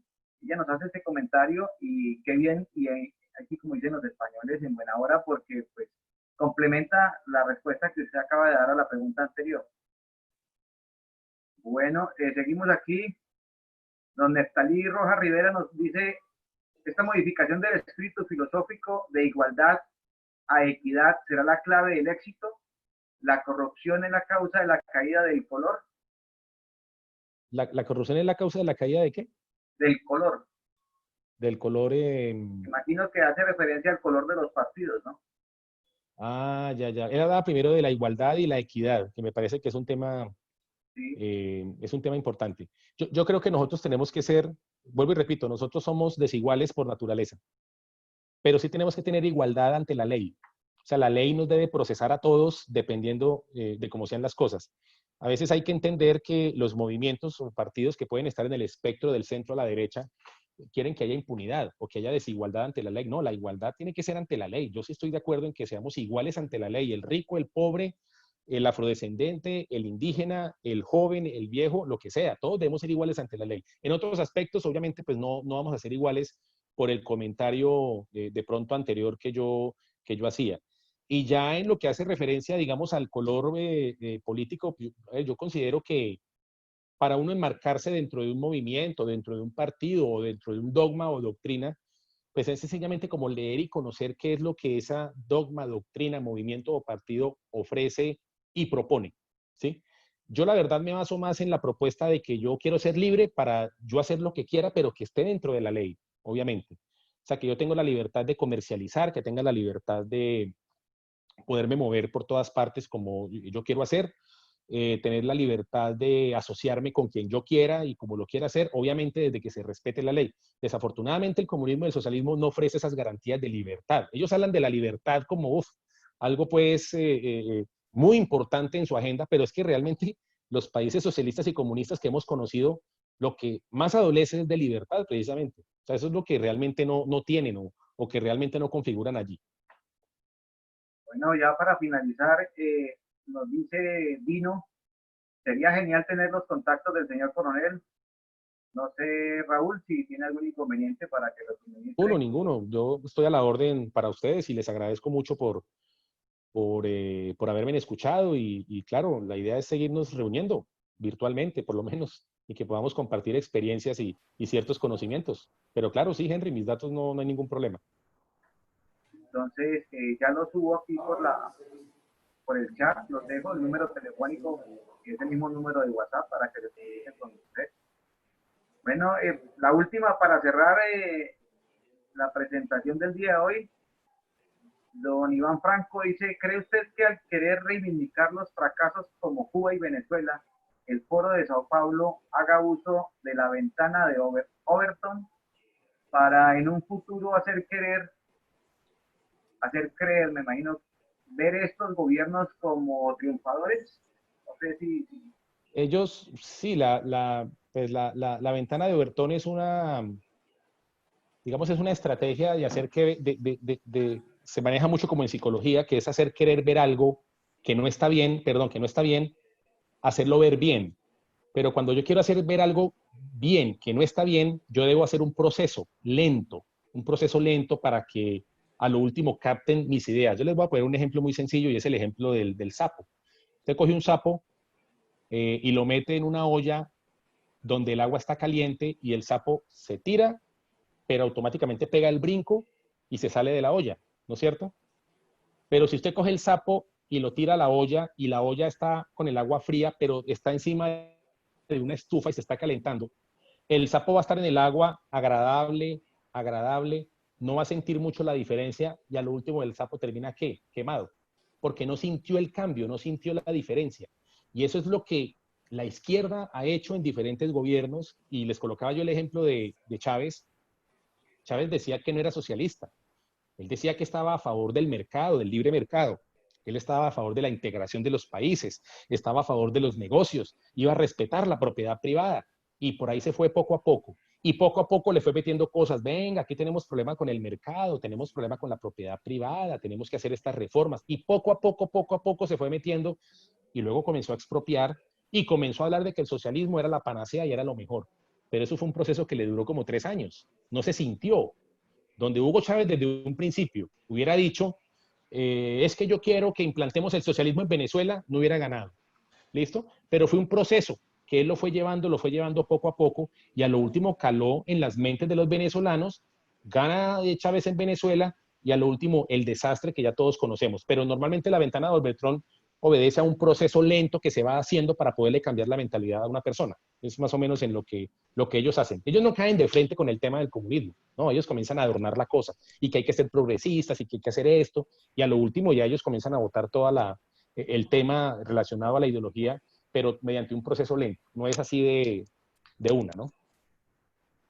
Bueno, esas son todas las preguntas. Le doy paso ahí a don Julio para que ya finalice el conversatorio de la noche de hoy. Muchas gracias, Raúl. Excelente. Gracias, mucho gusto. Y más sinceras felicitaciones. Un manejo perfecto del tema. Muchas gracias. Muchas gracias.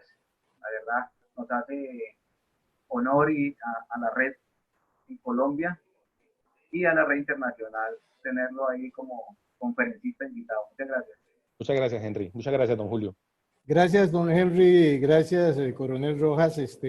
Para cerrar, coronel, yo quisiera hacerle una pregunta, el cual usted se puede reservar todo el derecho de no respondérmela.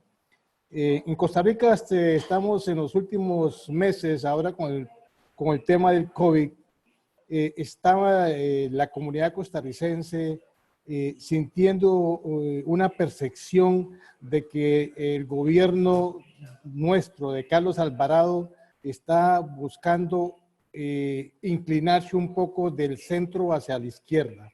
Esa es la percepción que tiene el pueblo costarricense, por lo menos una buena mayoría. ¿Cuál es el diagnóstico suyo, coronel, con su experiencia, con todo respeto? Pues mire, yo no sé si esa sea también la misma estrategia que hizo Chávez, como yo les comentaba, de estar supuestamente en el centro y de decir que le gustaban las ideas liberales y de libre mercado, y a lo último terminó diciendo que era socialista. No sé si puede ser el mismo caso que esté ocurriendo en Costa Rica con esta persona que usted dice, que está tratando de girar un poco a la izquierda. ¿Qué tal que eso haya sido algo premeditado de años atrás? No lo sé. Yo creo que ustedes de pronto lo saben mejor que yo, pero es posible que sea algo premeditado, que lo venga manejando de esa forma, y yo creo que el pueblo costarricense tiene que pararse en la raya, como decimos en Colombia, y realmente mirar qué es lo que está pasando, porque es que uno ve las consecuencias y los resultados de los gobiernos socialistas en todo el mundo y realmente han sido un desastre, y el que no ha sido un desastre está por debajo de lo aceptable. Yo tengo una tesis muy personal y es que yo prefiero un gobierno que no sea de izquierda, que sea de centro, que sea de derecha, que de pronto no va a hacer nada por mí, no me va a dar nada, ¿sí? Pero un gobierno de izquierda sí me puede quitar lo que yo tengo, ¿sí? O sea, un gobierno de izquierda a mí sí me puede quitar lo que yo tengo, y es experiencias las que ustedes quieran a nivel de Latinoamérica y el Caribe. Un gobierno de centro derecha, pues realmente ni me quita ni me pone. Lo prefiero realmente a que el gobierno de izquierda me quite lo poco que tengo o lo que no tengo. Entonces, digamos que es como la reflexión que hago yo al respecto, ¿no? Muchísimas gracias, coronel Rojas. De verdad, en nombre y en calidad de presidente de la Red Nacional de Profesionales en Seguridad Costa Rica, en nombre de la Red Internacional de Profesionales en Seguridad y en nombre del Consejo Nacional de Seguridad que yo presido y represento, quiero darle las gracias, coronel. Quiero felicitarlo porque su ponencia ha sido exquisita en conocimiento. Nos ha dejado a nosotros una gran cantidad de información que estoy seguro que los países que estamos participando en este evento va a saber aprovechar.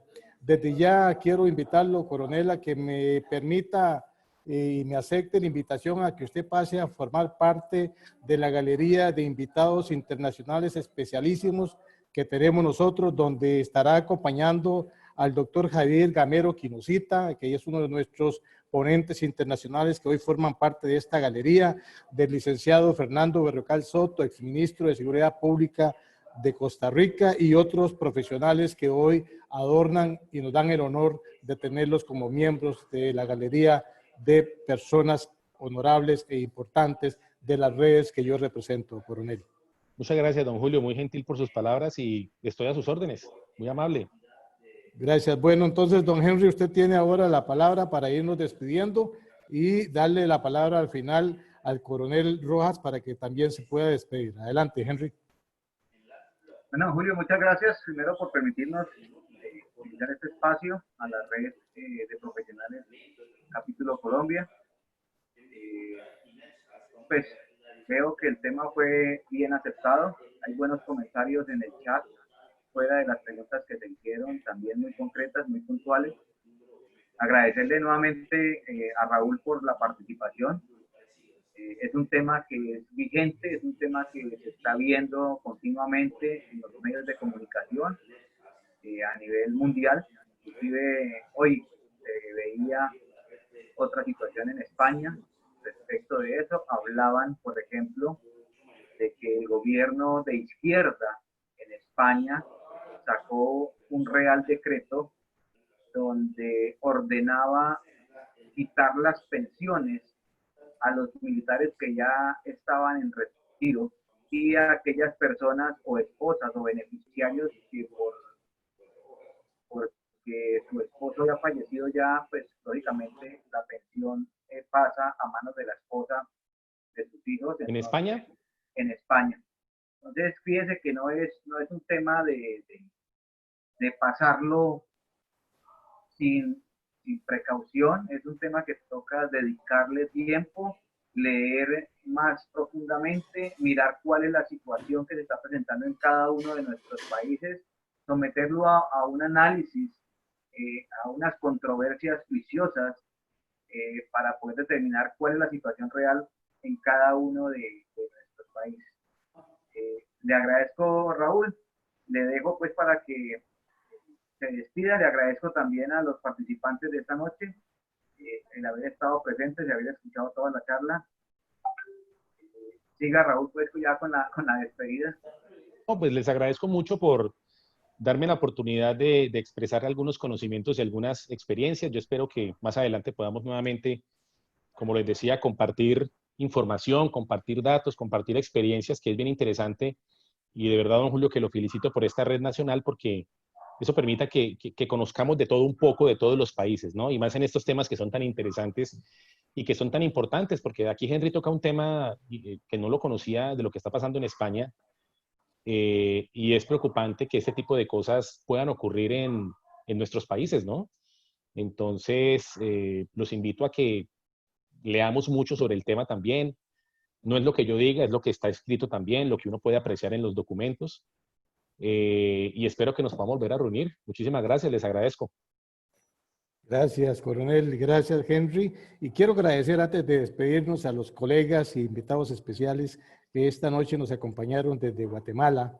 Quiero también agradecerle a los colegas de México, de Argentina, de Perú, a ver, quiero que se me quede ninguno, de Colombia principalmente. Vamos a ver quién más está por ahí. Oscar Figueredo, gracias de verdad a los compañeros miembros de la red de Costa Rica, los colegas de la red de Panamá que ahí están presentes. La verdad que ha sido una noche exquisita con una participación muy variada de diferentes partes del mundo, principalmente de América Latina, y esto, como dice el coronel Rojas, fortalece nuestra democracia, fortalece nuestros conocimientos. Como dice la red, compartimos experiencias para generar conocimientos. Como digo siempre, a la hora de retirarnos, con la bendición de Dios, que me los cuide y me los acompañe. Nos vemos pronto en el próximo segmento que tendremos la próxima semana. Para que podamos irnos despidiendo, debo dejar unos segundos libres para que ustedes puedan, los que quieran despedirse del coronel, los que quieran despedirse de la red, pueden hacerlo a partir de este momento.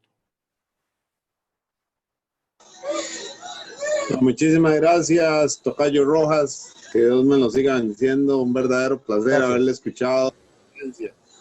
Muchas gracias. Muy Hay que seguir. Hay que seguir en la lucha, sí, señor.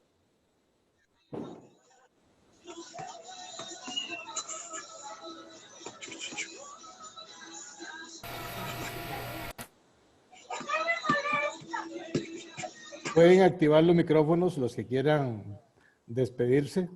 Sí, de mi parte, pues quiero agradecerle a don Juan. Muy exquisita la exposición y muy gentil por la respuesta. Gracias. Me excusan ustedes que es que estoy en el Zoom de mi hijo, entonces aparece Juan Rojas, ¿no? Pero mi nombre es Raúl Rojas, entonces, sino que estoy en el Zoom de él, entonces no pude sacar el mío, pues ahí me excusarán.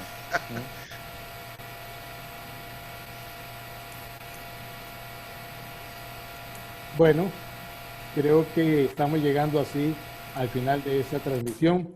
Allá en el país de Colombia, creo que andan cerca, Henry, de la medianoche ya. ¿Qué hora es allá en Colombia? 9:48 de la noche. Le llevamos una hora de adelante. Ok, excelente. Bueno, pues entonces, estimados amigos, compañeros, a las mujeres que han participado esta noche, que han sido muchas, felicitarlas. La verdad que agradezco la participación de las mujeres en esta red, que están siendo empoderadas por medio de la red, que están recibiendo todo el apoyo de parte de la red. Todos nosotros estamos con las mujeres, las estamos apoyando y creemos en la capacidad que las mujeres tienen también para dirigir la seguridad de nuestros países. ¿Qué es? Chao. Nos vemos la próxima. Buenas noches. Muchas gracias. Nos vemos. Hasta luego. Hasta luego, Andrea.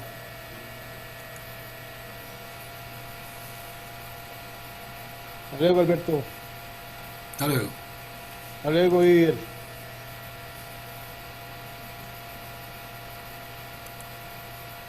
Hasta luego, Ernesto. Muchas gracias, don Julio.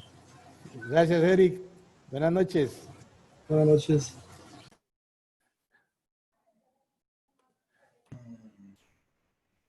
Buenas noches, muchas gracias. Muy buena la información. Gracias, Edgar. Lo esperamos la próxima. Claro que sí, voy a seguir participando. Gracias, Edgar. ¿Desde dónde nos ves, Edgar? Para nuestros países, no solamente Colombia. ¿Desde dónde nos ves, Edgar? Desde Colombia. Bienvenido. Incorpórate a la red ahí, ponte de acuerdo con Henry para que te incorpores a la red de Colombia. Sí, yo mantengo conectado con él. Excelente. Y gracias. Con el Rojas. Gracias. Estuvimos juntos en el ejército. Somos buenos amigos. Qué bueno, te felicito. Bueno, que estén muy bien, que pasen una feliz noche. Gracias, buenas noches, nos vemos. Bueno. Miriam, buenas noches. Luis Vázquez, buenas noches. Joana Orteaga, buenas noches. Joana, ¿de dónde nos ves?